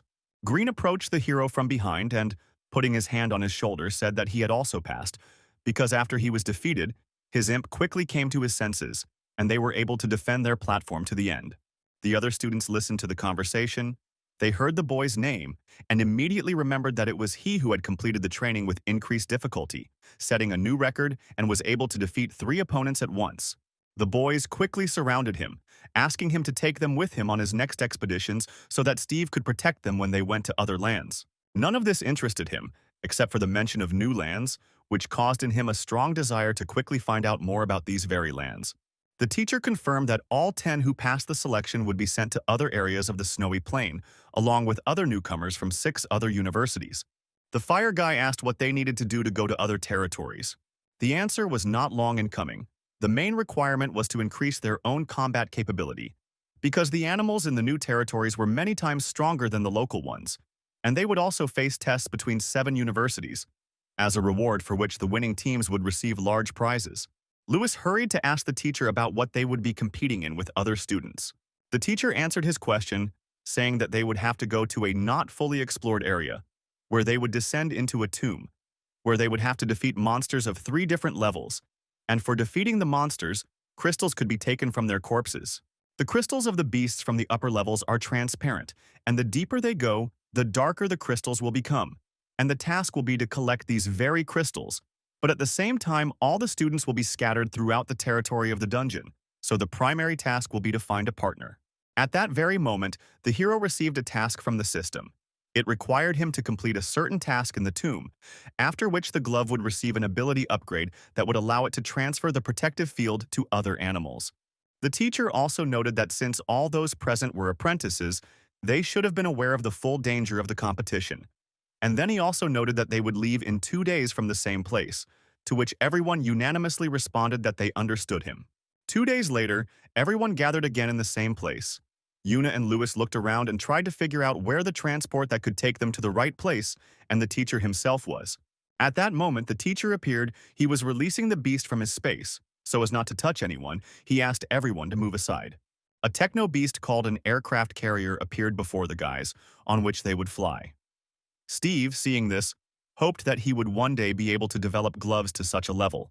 The aircraft carrier's door opened, after which the teacher called everyone inside, simultaneously informing them that the flight would last only 10 minutes. When everyone sat down, the techno beast took off into the air, and in just a few minutes the entire group of students was already close to the right place. As they approached the place they needed, they crossed a dome of incomprehensible, dark as night haze. Inside, the techno beast landed on the rocky surface without any problems. Having landed, the students began to hastily leave the car, discovering around them only rocks and stone wastelands. Once outside, the students immediately felt various symptoms and ailments. Some simply had headaches, while others almost felt sick. The teacher explained to the students that this particular place affects their well-being. Because of incomprehensible anomalies, people can only stay here for 5 days. So in 3 days, they will have to return back to the university so as not to get lost. Everyone will be given signaling devices, at the signal of which teachers will be able to come to the rescue, and the test will end. One of the students asked what would happen to them if they stayed longer than 5 days, to which the teacher replied that the place would simply drive them crazy over time. Erha was also not thrilled with the place, as evidenced by their relationship with the owner. Suddenly, out of nowhere, a huge flying beast appeared. The teacher quickly calmed the students down, explaining that these were students from other universities. A teacher from another university greeted the teacher. He was clearly happy to meet him, and was surprised at how persistent his colleagues' students were. And he also mentioned that he would like to meet someone who was able to break records in the training hall. This teacher's students, in turn, felt noticeably worse than their comrades from Steve's university, which the teacher himself noted. Of the entire squad, only one blonde girl looked intrigued and also expressed her desire to meet the hero. The guy himself was about to introduce himself to everyone, but his teacher didn't even let him say anything, saying that it would be better for everyone to just see him in action when the competition began. But the hero himself was not one of those who would remain despondent for long, so he simply agreed with the teacher because they were indeed in a dangerous place and he should concentrate on this test. The teacher assumed that all the other students from other universities were already here, so after agreeing on the schedule for the descent, everyone began to prepare. Steve and Erha were ready to face anything, so they quietly waited for the beginning. Suddenly, a blue light began to envelop all the students, including the hero himself. In the blink of an eye, only the two of them found themselves in a dark cave, with only a quiet hum around them, and in some places the sound of small drops of water falling. Loneliness was not their companion for long, because after a couple of seconds they were noticed by another student. He recognized the hero, so he quickly came up and extended his hand, saying that his name was Ben. The hero shook his hand and also introduced himself. The new comrade's beast was a small will-o'-the-wisp, a small ghost of elite rank with 1 star. The ability of the fire came in handy. It illuminated the cave with its blue ghostly light, but even with this light it was not bright enough to illuminate the monsters lurking in the darkness. The aura of the animals was felt everywhere, which Ben told the hero about and asked the hero to be careful. In the blink of an eye, dozens of red, angry eyes flashed in the darkness before them. The light illuminated the dark place and a swarm of dark spiders appeared before the boys, and these spiders were clearly not in a friendly mood. In the blink of an eye, the spiders were drenched in flames, causing them to immediately scatter. The hero's wolf attack successfully dispersed the monsters, and he himself hastened to calm his comrade, because the dark places were ideal with their night battle ability. After many killed spiders, the hero and his comrade collected the loot. Ben was amazed at their strength and saw with his own eyes that the records set by the hero were true. As their teacher had told them, they found crystal balls on the carcasses of dead spiders. But being so carried away by collecting prey, they did not notice how someone had snuck up on them. One of the spiders crept up behind them and spat webs in their direction, trying to immobilize its potential prey. Firepaw and his master noticed the spider only after it attacked. It was close, but he managed to dodge, and at that moment Erha slashed the surviving spider with his claws, tearing it in half. Steve asked his comrade to be more careful and cautious, because they were in very dangerous lands, to which he thanked him. The hero said that it was too early for thanks, since they still hadn't gotten out of the cave and hadn't cleared the area of spiders.